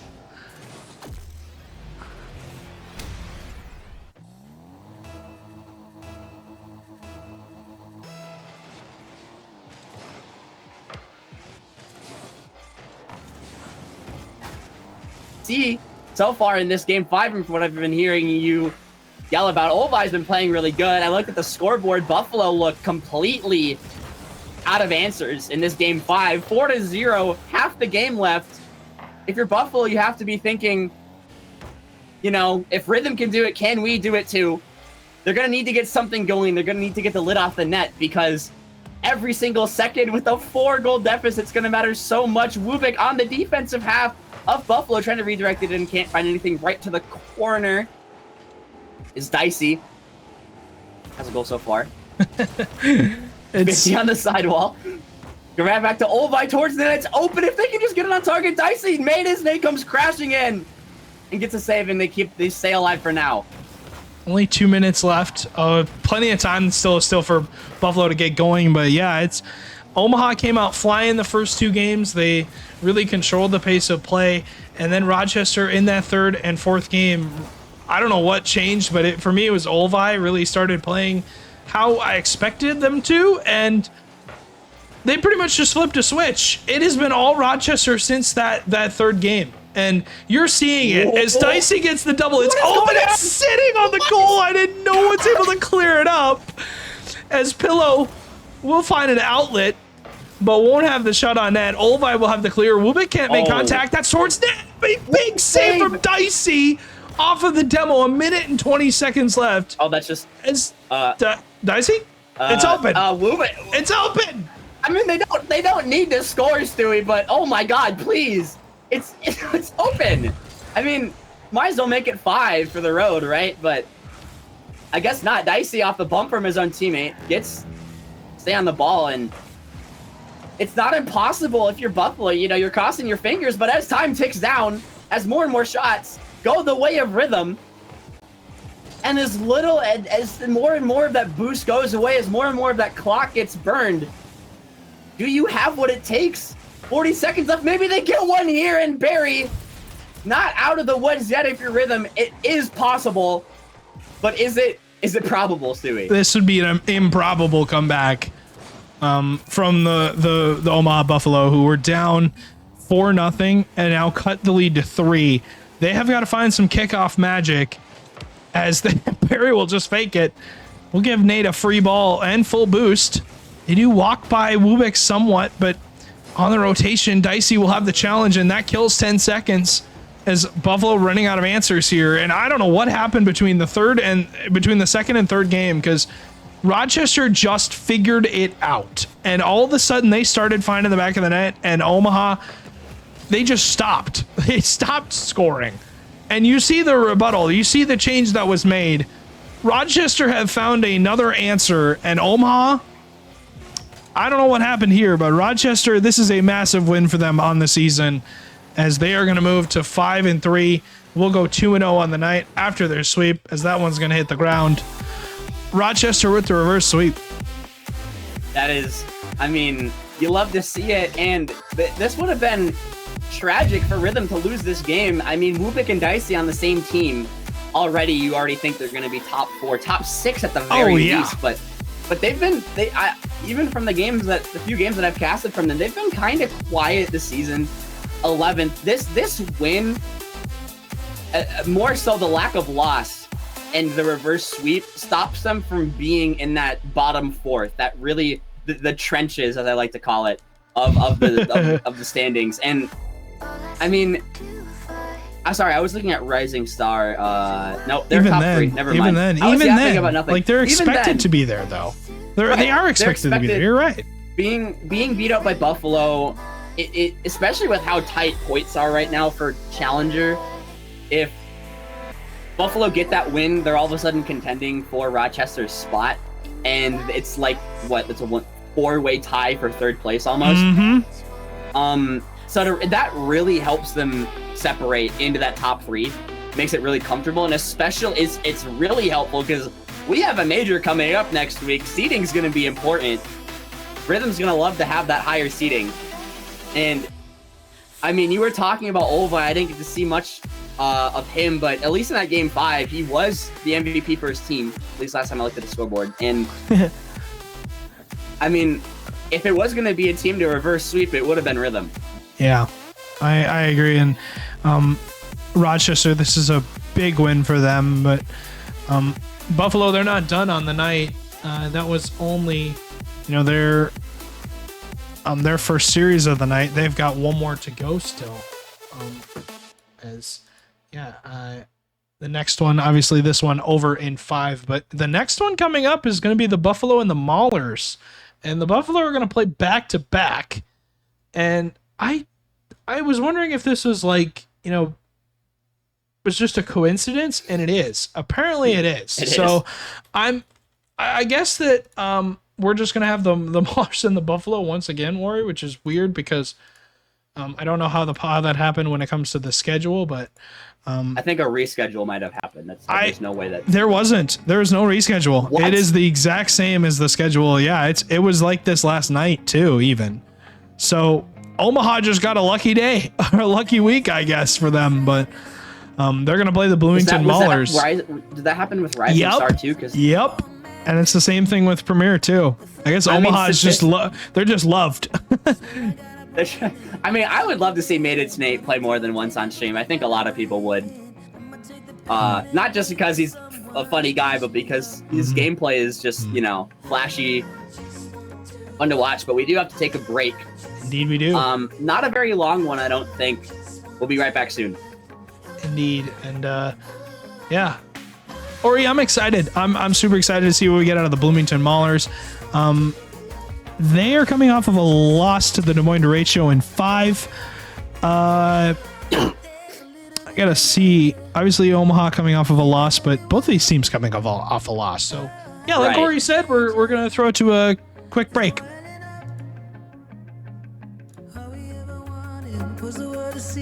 Looking for a way to get our face on the screen. We keep marching along and wait for someone to notice us. I just want to be loved. I just want to be loved. I just want to be loved.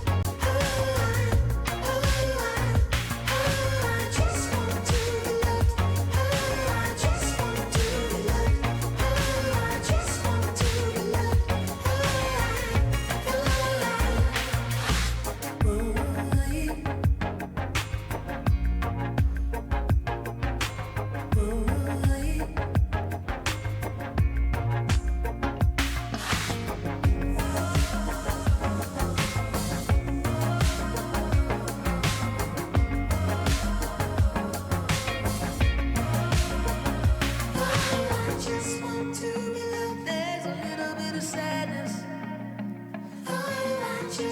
want to be loved. There's a little more madness. Oh, I just want to be loved. There's a little bit of sadness. Oh, I just want to be loved. There's a little more madness. Oh, I just want to be loved. Oh, I just want to be loved. Oh, I just want to be loved. I just want to be loved. I just want to be loved. I just want to be loved.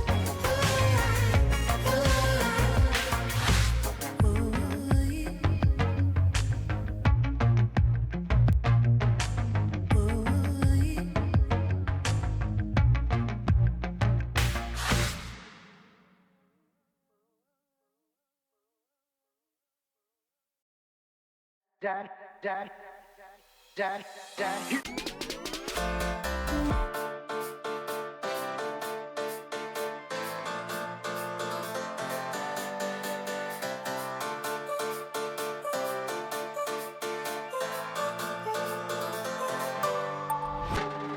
Higher than before, you take me to a fourth dimension. Left me wanting more. I don't want this to end yet. Higher than before, you take me to a fourth dimension. Left me wanting more.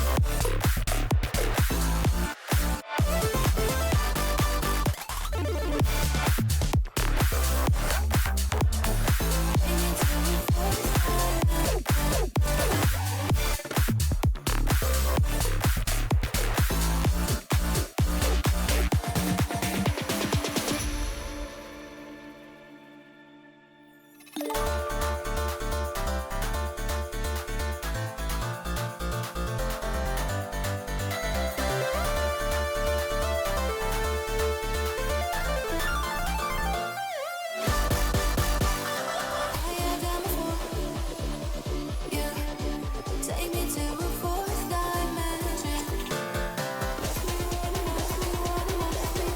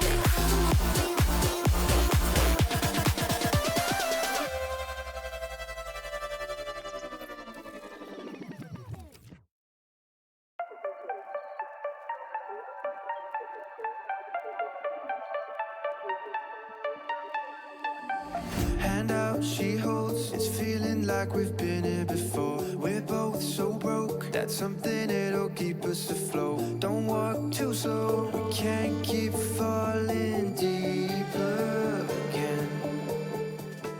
Came too close and the taste so far from pure. A rush of blood, but we search for so much more. We've all been here before.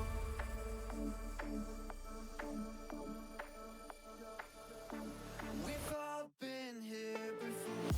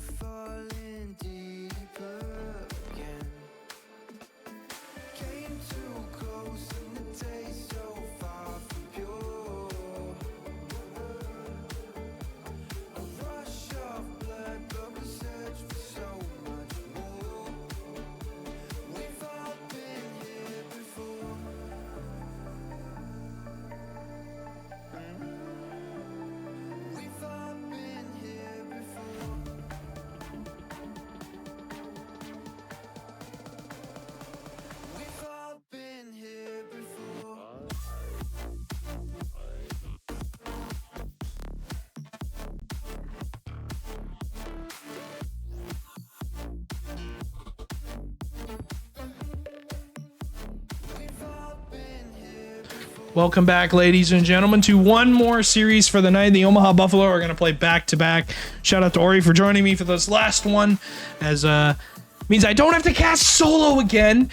And I promise you, I was talking. I did have the mic muted on the microphone, so that's why I was confused as to why I was talking to nobody. And for some of the game, but regardless, Ori, how you doing? I mean, we got one more game to cast. What is it? Shogun said my voice is gone. My voice is gone, but my spirit is high. That's right. Yeah, my nose decided to like freak out, so I've been I had to hit him with I forget the medicine name, but some nasal spray. We're all good. Some water. I screamed a lot because I had to play a series today. We went to game 5, and then I had to scream because we had a reverse sweep game 5. There's been a lot of yelling, which I like doing, but my voice doesn't. But I feel amazing right now, and I'm ready to get into this series. I am too. Omaha, Bloomington, Omaha, ending off of that loss, that reverse sweep against Rochester, and now Ori, they have to find a win. As don't want to go 2-0 right before the major. Would not be good for your mental hopes. Definitely not. As it's Omaha and Bloomington. Starting lineups coming at you. Clash DA, X-Ray, and Flamethrower. Fresh off the trade window. They made a move. They dropped Schlonkers, which is I didn't think was going to be the move they made, but they pick up X-Ray in return and bury Pillow and made it Snade. So far, that trade window move, 0-1 on the night. So you got to think, Ori, you got to get a win here if you're Bloomington in order to justify, winning that trade window. Yeah, and I mean, I know X-Ray, which I think is the person they picked up. So it's Clash, Flamethrower, and X-Ray for Schlonkers. And I know X-Ray, actually pretty, not the same player as Schlonkers, obviously, but their playstyles and roles on the team usually end up being around the same thing. Usually really good at getting those big aerial beats, those backboard reads, sidewall reads. So very similar players. I just think maybe they like X-Ray's playstyle more, maybe his mental more, maybe his comms or something. Off the rip, almost a pinch on net from the 50, but Buffalo looking to not really pick where they left off last series. And, this is kind of maybe the downside of playing on stream twice, is dealing with, if you go, it can snowball really quickly. Oh, yeah. Maybe it doesn't look like it's affecting them, because right off the rip, they've been playing pretty normal despite the tragedy that happened last series they played. Yeah, it was a tough series to watch, not only but also to cast. But yeah, they've been playing somewhat normal here to start. As made it Nate will get that goal on the board, a big goal to start here for the Omaha Buffalo. Is that one towards net? Flamethrower has to make a touch, and we'll get the clear as Clash and X-Ray. For me, it's got to be Clash. He's got to step up huge in this series and get this Bloomington offense going. As made it Nate got Omaha going right away. And about 60 seconds in, it is going to take a lot from this Omaha team to win this series, because coming off of a loss, you're down in the dumps because you just got reverse swept, but also you feel like you had the series won. And now going into this series, You're playing a Bloomington team that's hungry also for a win. It's only just going to make things even more difficult, more of a problem, really. And I look back at some of the previous series that we've seen on stream, just in the past this season. Anything is possible. We've had upsets on upsets on upsets. Yeah, and I mean, I don't know, with the way that these rosters stack up, you definitely think Buffalo they're pretty even on paper, in my opinion. But I mean, so far it's kind of been showing. Wow. I've seen them mainly on the side of Maulers. There's been a lot of double commits, especially with X-Ray. Which is, I mean, very understandable. You haven't really had a lot of time to practice and scrim with your team and whatnot.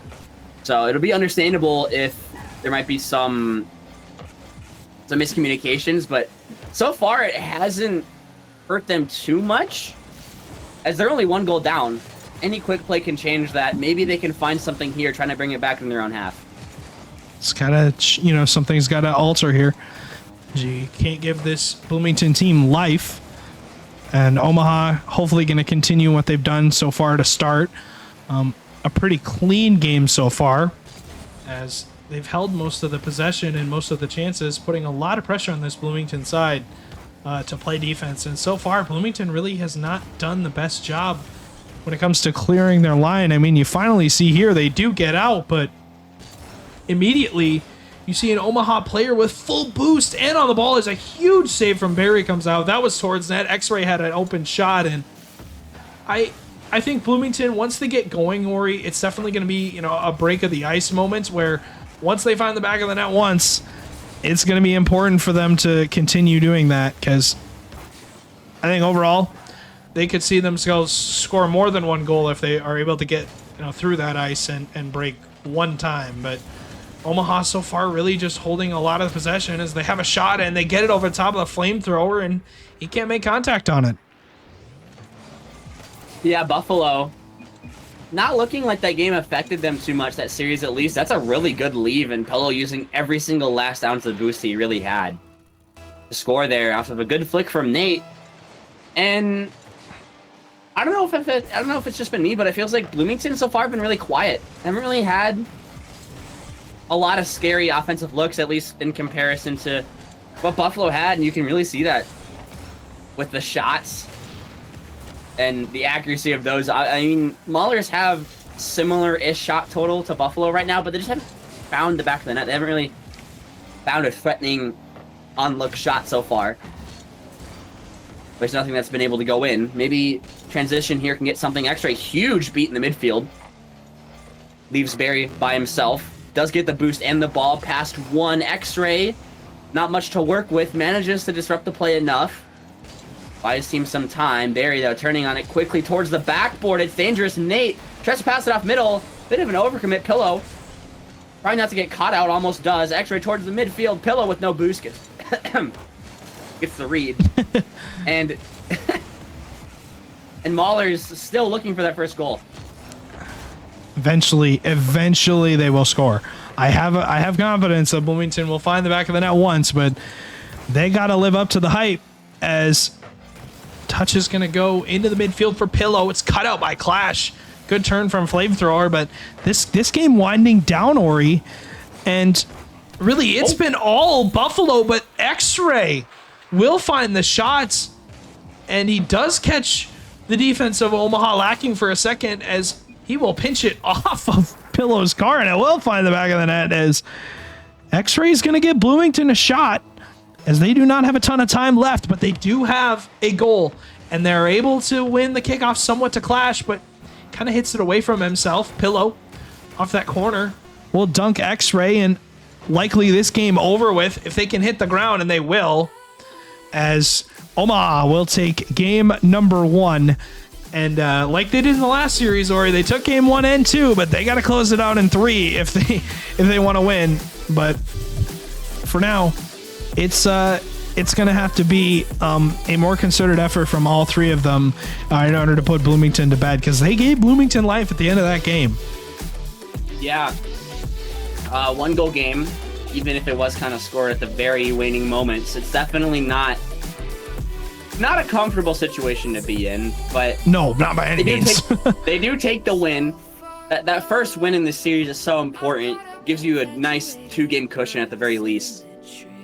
Kind of figure things out, and maybe we see 2 reverse sweeps if Buffalo win this. But I think I'd be better off buying a Powerball ticket and winning than seeing 2 reverse sweeps back to back on stream. But, we are flirting with the devil there, Ori. It could happen. It definitely could happen, but we are flirting with the devil for sure. As you have got to wonder, what is going to happen when it comes to this Omaha team. Can they get the job done? Can they finish Bloomington off here in game number 2 and go up onto match point and then finish the series in a sweep? But for now, they got to win game 2, and they're well on their way. They're really pressing. But X-Ray with Incredible possession. Oh, We'll end up in a team bump, though, for Bloomington as they're going to run into each other. Clash, though, will make the most out of the opportunity as they'll find Flamethrower on that far side. Flamethrower, one more touch into the midfield. 4:10 left here.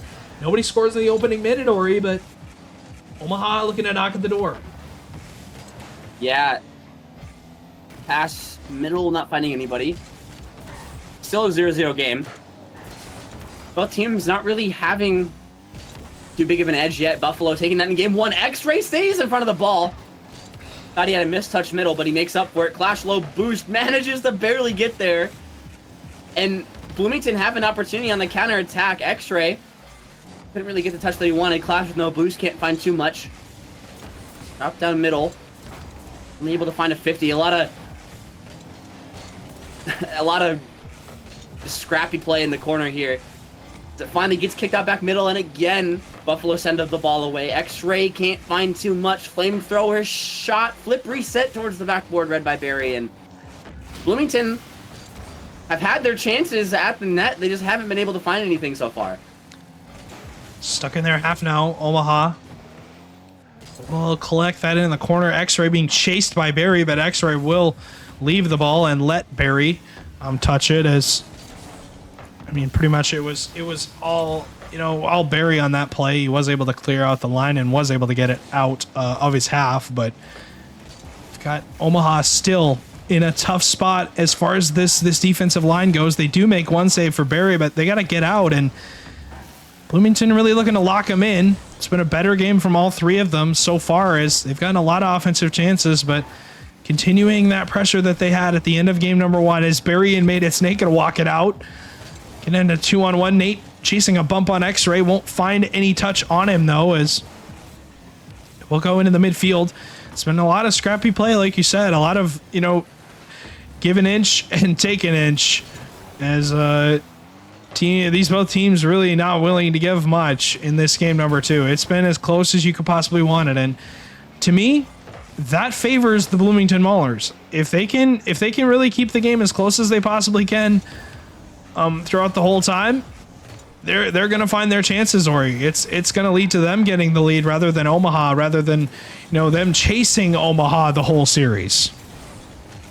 Right.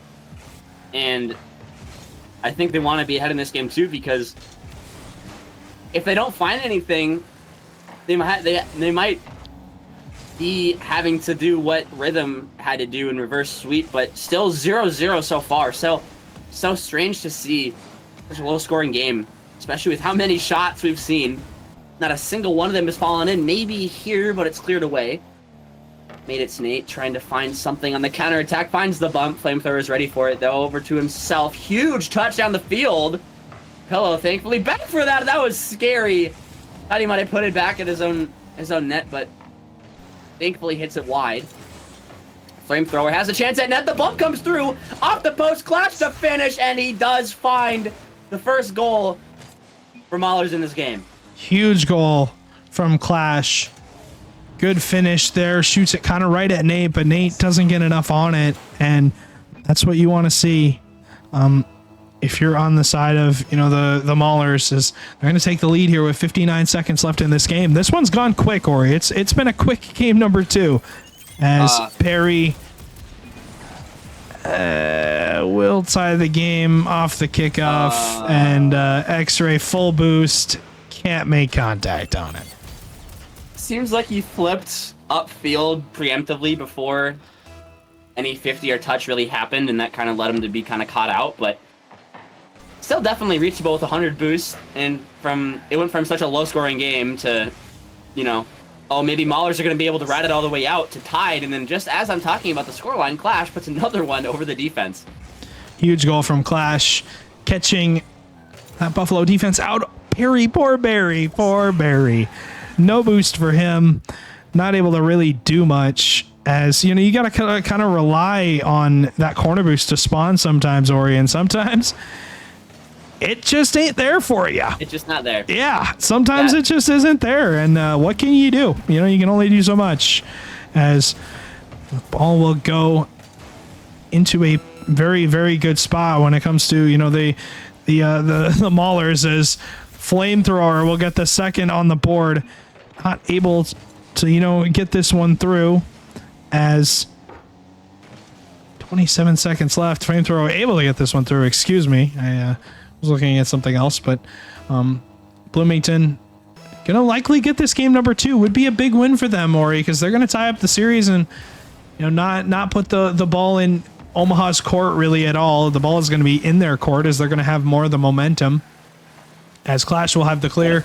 15 seconds left. A great touch down the field. Flamethrower off that backboard. X-Ray will put it in the back of the net. Go bar down. Inside post. 10 seconds left. And Bloomington, it's all of them in game 2. Just good. You see a lot more of just the team connections in game 2. A lot more of those passes. Actually connecting and finding people. Unlike game 1, it kind of felt a little bit scrambly. Kind of just threw themselves kind of at the play. But this one's been a lot more coordinated, a lot less awkward double commits. Yep. And that's led them to really, I mean, not just a 1-goal lead. It's been really, aside from kind of the mishap on the kickoff, they looked really in control for most of that game. Had a lot of the pressure, had a lot of the shots, the offense. Having a noticeable shot gap between them and Buffalo in that game. And everybody also, again, just like I said, team plays, everybody committing on maul, everybody contributing on maulers, everyone having a good amount of goal contributions. And I think if they keep playing like that, Buffalo are gonna, I mean, they have to be scared in some capacity. Yeah. Really, it was Bloomington just stepping up big, giving themselves a chance when it comes to finding the back of the net. Really a step up, and it's one that I expected. I really did expect this Bloomington team to bring it in that second game, and they definitely did. As game number 3 will kick off on DFH Stadium. For those that don't know, but X-Ray will have that touch right off the spawn. He was demoed on the kickoff, but now is going to have the shot. Clash will put it on net. Pillow, a big save, will use the inside of his own post. As Flamethrower, again, continues to step up in this series. Has been big for Bloomington so far. And, I mean, all 3 of them have been improving. And that's one thing that you see is they're getting better and better as the series goes on. As they have really locked Omaha in their half and not let them out. They have locked them in the drawer and thrown away the key. As Clash with a huge touch on his backline will save a goal. And that got super close. Not a ton of boost to his name, but will find X-Ray on the far side. A little bit of boost to work with. But it's all about delaying time at that point, Ori. You just don't want, Omaha to get a clear shot, even though they do get one. But as a result, you see what happens as Barry will walk down the field and will tie the game off of this shot. Will use the backboard. A great play and a great demo by Pillow. Demos. This is absolute mayhem on the goal line. On Mahler's goal line, multiple demos coming out. Nobody has any boost. Just all you can really do is kind of hope and pray that the shot's just too tough for him, that you can get to it. But alas, Buffalo just put it out of reach, and now it's Mahler's turn to respond. Maybe using some of the momentum they had in game number 2. X-Ray. He didn't have any boost. He had to try to reach it in time, and he just got around the wrong side of the ball. That was a gimme, and they don't get it. That is a tough one for sure for X-Ray. Didn't have any boost, but at that point, or you just got to calm down and understand that you're behind the defense. Everybody is behind you. All you got to do is just make contact, put it on net. He did make contact, but what on net, and that would have been a huge goal because it would have tied the game. But X-Ray looking to make up for his mistake. A double off the ceiling. He lines it up, but can't get it on net. As a big step up from X-Ray so far in this game 3. Game 2 obviously did score, that one of those goals, the 4th goal, the ceiling goal, but gonna continue to need him to step up more, as he is the big pickup for this team in replace of their original player that they drafted in Schlonkers. So he's gonna need to step up huge. But Clash, the captain of the Maulers, definitely stepping up here to tie the game. That's a huge pinch, and I thought Pillow had this. Just gets absolutely dunked by Clash. I think Pillow also thought that he had it. Nope. Clash throws it in your net. 1-1.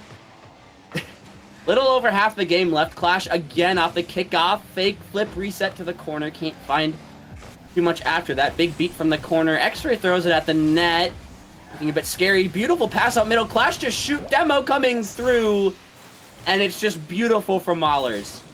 Great play from Bloomington off the backboard. Follow-up is there. The demo comes through. X-Ray ends up bumping 2 people on that, as he is able to get that one through for Clash. Easy follow-up, 2-1 advantage. Bloomington on the path to winning this series, as they have got the lead in about halfway this one halfway over in this series. Is Barry. Oh boy. That one's going to be one that one's going to be one you want to forget. And you're going to have to if you're Buffalo, because this series isn't going to slow down for you. Rocket League is definitely known for one of those games where you really don't have a lot of time to really think and make decisions, unless you're literally not. The only really time you have time to kind of think through and try to plan anything is when the game's not being played. So they're going to just need to find something quickly, because this game's going to keep getting out of hand if they're letting up goals like that, but still a good chunk of time left, 2 minutes and 2 goals to do it. It's not impossible. Beautiful pass up to the backboard, blocked away though. Buffalo still not finding anything since that first goal of the game. Towards the net, Nate easily saved away towards the backboard. Another dunk coming through. Clash is there to shoot it. Been lethal, but blocked away. Pillow towards the midfield, doesn't have too much boost left in his tank. X-Ray free ball in the air. Clash there to pick up. Beautiful follow-up touch towards the midfield. X-Ray's there. All 3 players on Buffalo there to meet him, and they've been able to keep the ball out of the net, but they need to put it in the other way, Stewie. Yeah, you can only play defense for so long, or it's really been the theme for me is you can only play defense for a certain amount of time, and you can't give this Omaha team really any life, and Bloomington doing a great job of that, not giving them any opportunity when it comes to shooting, on any clean opportunity when it comes to on net, as Barry finally breaks through and will knot this game at 1 goal as a minute 08 left. Flamethrower's touch gets away. A great follow-up from Barry as he goes barred down in a beautiful shot. And we'll cut that lead to 1 as, like you said, they need to be finding the back of the net now. They can't wait. They have no time, as Bloomington has all the momentum already. That's for me really the big difference is Bloomington, since that game 2 started, they have been on a different level. As Pillow will tie the game, 54 seconds left. They just muscle it through. X-Ray by himself, dodges the demo, can't get the 50, and it's just, you stare at that ball sitting in front of your net behind you as 2 players fly in from in front of your goal line, and you just have to try your best to get a hand up, but not much you can really do. They find a goal. Regardless of how scrappy it was, still time left. Maybe we see a response go for Maulers. Maybe Buffalo tie it up. That was a beautiful bump play, but no follow-up shot coming through. Barry on the side wall. Nate gets a beautiful touch. Clash able to save it. It's still there. Shot towards the open net. Nate securing it with the bump. And from the ashes of this game, they pull themselves out of it and find themselves in the lead with just 30 seconds left. Somehow Omaha have completely flipped the script on this game number 3. I don't know how they did it, because we were calling for them to step it up. They definitely have. As 26 seconds left, X-Ray has to make that touch and gets the clear down the field. Made it's Nate. Gonna leave that for Clash, who gets a free shot, but shoots it right at Nate, who pretty much just had to turn the corner and make the save. Barry off the backboard, 13 seconds as Nate goes missing. Pillow will have Clash miss that, as Flamethrower is going to be dunked by Barry. As 5 seconds left, Barry is going to sit on this and just kill all the clock, and it's going to bounce as Bloomington will give up game number 3. And I have no idea how Omaha were able to come back from that. They were under so much pressure for so long. Just like they had no answers, but they found the solution at the last moments they possibly could have. And they didn't just tie it up to take it to overtime. They beat it in regulation. Maulers feeling like they kind of got robbed in that game. Yep. That's what I'll say. Yep. And And that's huge because now, instead of you being on match point, it's not like a best of 7 where it's like, all right, now we're fighting for match point. Now, you know what I mean? Like you can. Oh yeah. You have a lot more of a cushion in a best of 7 series, but in a situation like this, you have no cushion. There is nothing left for you to stand on. It is all or nothing. Beautiful string of passes upfield to start this game off, but they're going to need to find it in the back of the net if they want to have a chance of going to a game 5. Indeed, as they're going to need to really find some offensive confidence, this confidence that they had in that game 3 that was taken away from them so quickly by this Omaha side that really just woke up when it comes to the plays they were making. It was very confusing to me as what happened on the side of Bloomington, and all it was is just Omaha woke up. Omaha woke up again, and you see what's happened as X-Ray phantoms through the bump. As I have no idea how Nate does not get that bump to go through on him. As you see what happens when it comes to Omaha, when they get one chance, Ori, they're making it work. And I think overall, Bloomington would be better suited to not give Omaha that chance. But being so physical, it's so hard to do that. They're finding, what a beautiful touch from Clash. Maybe a shot, X-Ray. Can't find it on net. That surely was an opportunity that could have been converted. Oh, Clash doesn't get the boost. Barry towards the double tap. Beautiful angle. It's clinical. And that's just not the sequence you want if you're the Maulers trying to find a way back in the series right now. Great shot from Barry. And that is not what you need. If you are the Maulers, you cannot let Barry do that to you. As a monster flick from X-Ray on the board will be blocked out. But yeah, no, you cannot let Barry get an open opportunity, because he has proved time and time again that he's a problem on the ball. Even tonight has had a great night overall, just playing, and has given multiple teams loads and loads of problems when it comes to being on the ball and just shooting in general. Has shot very, very well, and Omaha are better for it. Yeah, and I mean, still so much time left. Thankfully, Flamethrower keeps it to 1 goal. Actually getting beat up by Nate. There's another shot off target. Thankfully, Flamethrower down the other end gets the demo. Pass middle, X-Ray towards the backboard to a pass to Clash. Top left. Can't find the net. They needed that one, but it goes right back towards it. Off of a skim 50. Pinches into the sidewall and goes into the open net.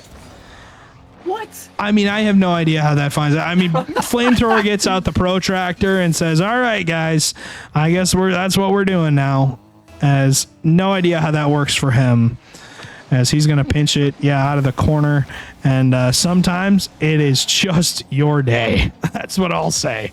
Sometimes it just seems like everything's going right for you. But Bloomington, that is not what's happening. Not everything is going right for them, as they are able to not get this one out, as X-Ray gets caught again. And I don't know what happened when it comes to this Bloomington side on defenses. They just cannot figure it out at this point, as Omaha have really, for me, just woken up, as Barry does get behind Flamethrower again, gets behind the Bloomington defense, but Bloomington will have it out. Nate, though, will have the touch, but you see the structure that Bloomington is trying to put together, and they're not doing a bad job. But Omaha really exposing that structure with the physical play, Ori. That's been the theme, is, when can we find those bumps and demos? Because Bloomington, they're succumbing to it. As I say that, they score. Speaking of bumps and demos, look what Bloomington are doing. 2-2-0-2-2. On the Buffalo defensive line. Palindrome. 2-0, 2-2-0-2-2. Let's go. I love it. We've had 2 tonight that have just worked perfectly, Ori. Yeah. And it couldn't really be more even. Like, literally couldn't be more even on both sides of the field right now in terms of score and time and whatever. But regardless, Bloomington using that physicality, taking a page out of the Buffalo's book, using it against them, but only just to tie the game. Beautiful string of passes downfield. X-Ray there to cut it off for a moment at least. Barry there to continue. Pass it in. No one's back. Clash makes the touch. Saves the skin of the Maulers. X-ray off the ceiling, gets cut out, gets everybody to commit. 50 goes to the crossbar. Doesn't find its way in, Stewie. What is happening right now? We're dancing with the devil is what's happening. I no idea how that worked out for him, but about 70 seconds left. Stuck in this Omaha end as they will get out, but Flamethrower, a huge dunk on that sidewall, will put Barry in a tough spot. He does get the pinch. We'll have it away, but X-Ray going to cut it out. Bloomington won a game 5. They're pressing for it as they do find the pass, and it does kind of work out for them. It's towards the net. Flamethrower pitches it off the post. Thanking his lucky stars that one went in because Clash got the perfect 50 to him, and the follow-up is there. Just dunks the defender, knew the save was going to be awkward. That's two. That one was a bit less RNG, I feel like, than the the first one that just pinched in the net. But oh yeah, regardless, too, I feel like that's been the name of the series. Most goals this series have been very scrappy, very awkward, and that doesn't show like it's showing any signs of changing. Flamethrower trying to get it around as many people as he can. Huge beat though from Nate, killing any offense he really had. Pass middle, huge demo though, counter attack. Extra having some space, trying to 1v1 Nate in the net. Demo comes through from Clash. He connects. Beautiful aerial demo from Clash. And X-Ray putting this just out of arm's reach for Buffalo's comeback hopes in this game. As a beautiful play from X-Ray will give Bloomington that 2-goal advantage now instead of 1, as things are starting to look up for them. They're looking for game 5, and they're well on their way to it. It would be better suited, though, to close this one out as quick as possible. What in the world is going on for Bloomington? That was 101 kph off the crossbar bounce. I'm pretty sure that was like 140 something if that didn't hit the crossbar. This thing redirect. Oh my god. You have to put a hand up, but couldn't get there in time. I mean, the other choice you have is just to not jump at all, but that's just kind of, giving the net open. And yeah, so it looks like we're bound for a game 5. Yeah, more than likely. As this one gonna end down here, 6 seconds left. It's gonna be all but over as Bloomington come out and rout the Buffalo here in game 4, and we're going to back-to-back game 5s. No reverse sweep this time. It's about as even as you could want it, but we're gonna go to a game number 5. As never heard of it. Never heard of it. Yeah, reverse sweeps are random. Sometimes they happen, sometimes they don't. I remember one time we had a, I don't know if it was RLC, I'm pretty sure it happened RLCS too, but I remember one time MCS we were streaming and all possible game 7s happened, and I do remember that. Had to stream till like 11 p.m. I do remember that. That was a major in season 7. Yep, that's the one I think I played in. Yeah, season 7, second major. Yep. We were here till like 11 p.m. We were here till like dang near midnight. I was either casting or playing in that, but yeah, we had to stay up to 11 or 12 p.m. Thankfully, it's not even 9:30. We got time. It's the weekend tomorrow. Who needs a sleep schedule? We like but Fridays. You know what we do need, Stewie? We need more Rocket League. We need more Rocket League. There's only one more game left for today. And the beautiful thing about this game is there's no such thing as ties. Only one team can take it away. And I like that. There's no such thing as ties. They don't exist, Ori. Nope. They don't. No, we do not like ties. As we are going to go. Yeah. Draws are better. We're going to go to game number 5. Champions Field on the board for this series. Can the Bloomington Maulers cap off their incredible game 4 with a game 5 victory? It's going to take a lot because Omaha has, when they've been there, they've been there. That's for sure. They've been tough to stop, but eventually they're going to get in here, and they will, as Midits Nate, Pillow, and Barry will take the field against X-Ray Clash and Flamethrower. Game number 5 on the dossier, as we are going to crown the winner of the final series tonight for MCS, for Challenger, as Bloomington want to be that winner. And overall, they, to me, have been the more consistent team.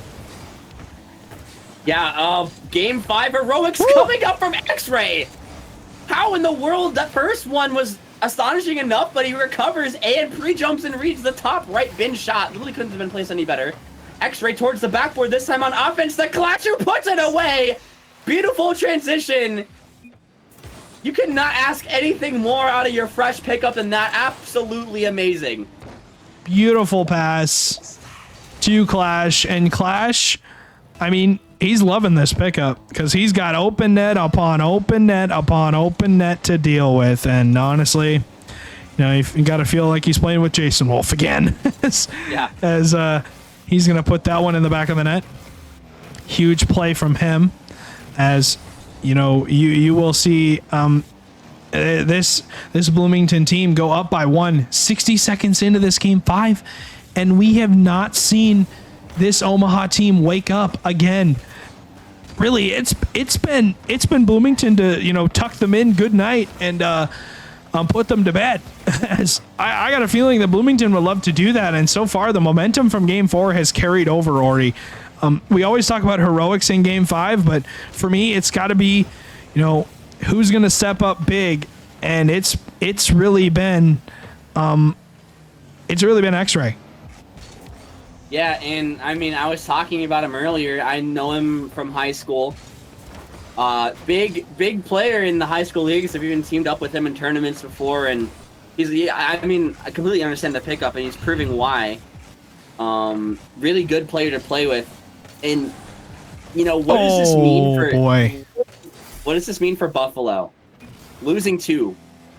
Now, they don't really lose their kind of middle-of-the-pack placement they've had, but Bloomington are going to get a huge break if they win this game, and Buffalo are going to kind of feel left out of that top 6 conversation. Even if they don't, you know, get reverse swept, if they at least beat Bloomington, it's a very solid top 6 placement. Losing here, though, changes things. I'm in a very vulnerable spot. Nate, though, not looking to give it up anyway, and I'm talking like the series is almost over. It's not. There's still 3 minutes left to play. Bloomington have so much time to... Sorry. Buffalo have so much time to work with just to get 2 goals. To go to overtime. Nate trying to look to make that happen. Flamethrower back down the other end. That's not the touch that he wanted. There's a backflip. For Buffalo, all 3 players going.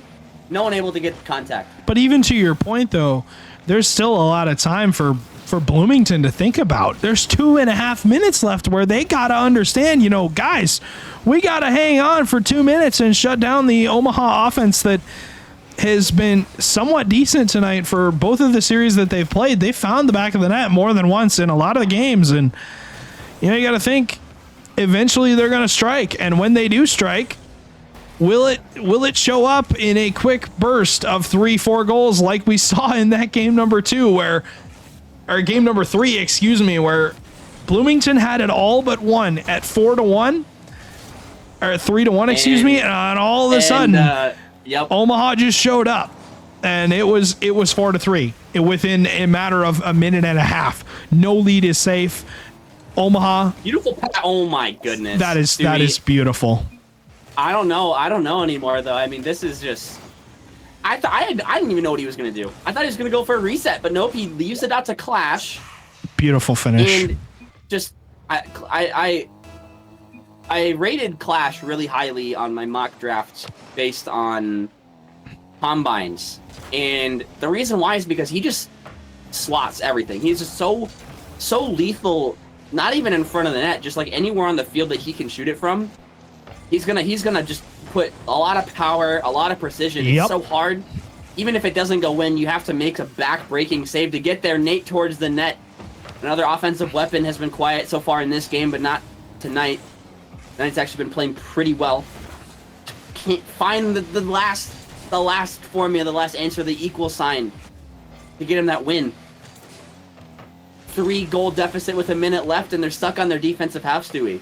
And I see a lot of myself in Clash. I'm going to be honest. He plays a lot like me. You know, a player who very good on the challenge game, tough to get around the ball around.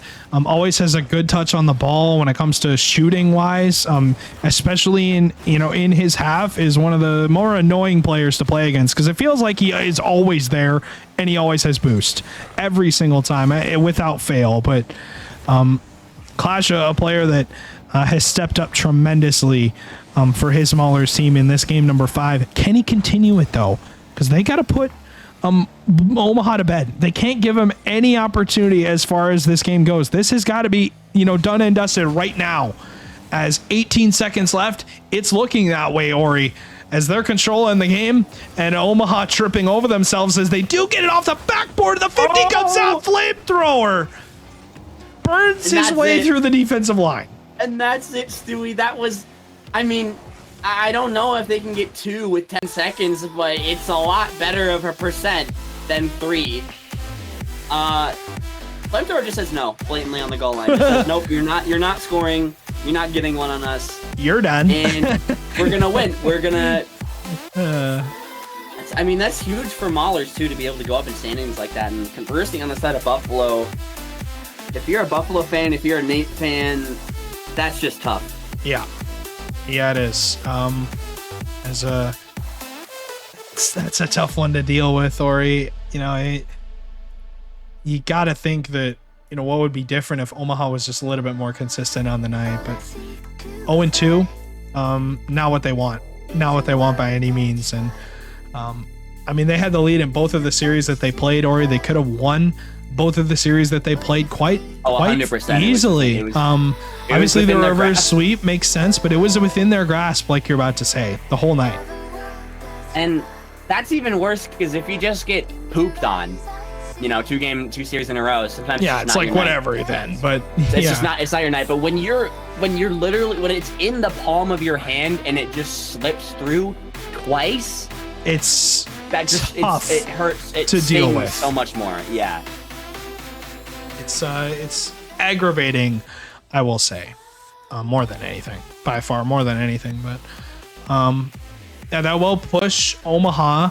Once I record this down with Bloomington, that was a big win for them because they lost to Des Moines in game 5 actually, and that will push Omaha down actually to 8th place, tied at 4-4. That will push Bloomington up to 7th at 4-4. As the major seeds that's a big job by Bloomington. But more scores more than likely coming in here in a second, as I am going to take a look at that, as there are no whatchamacallit. No more scores to report. Sorry. I kind of got sidetracked for a second, but Ori, that was our last series of the night, and it was a good one because we technically got 3 game 5s on the night, but the first one we didn't watch, so it was still a game 5. Right. But, we got 2 game 5s for you to end off the night, and what's really funny, Stewie? I'm pretty sure Bloomington and Omaha are going to have a rematch in the major because I'm thinking they are. Yeah, yep. They are. Actually, it might be 8-9. It might be 8-9. It is 8-9. Yeah, it's 8-9. So Omaha's going to play Duluth. Okay. Yep. So Bloomington will play Mankato. Yep. But what's crazy to me is really the theme for this season has been Mankato. They started off, I'm pretty sure they started off 3-0. And now they're 3-3. I don't know what happened, but some just didn't click anymore. I don't remember. Did they make a roster change? They did, but I'm trying to think of what happened. That besides the point, but the thing is with Challenger this season is there's just so many teams where it's like, oh, that team doesn't look so bad. Yeah. And I look at every other team and they're also all like really good. So I don't know, like I think it's anyone's league in Challenger. I think there's definitely some standout teams. Obviously Rhythm being one of those. Bemidji, surprising first place team to me at least. A lot of familiar names, but it's just been so tough because it feels like they're all so. They can all each take a game. I could see St. Cloud beating St. Paul. I could see Chicago losing to Burnsville. Like, it's definitely possible. Anything's possible, yeah. Right. It's just so random. Yeah.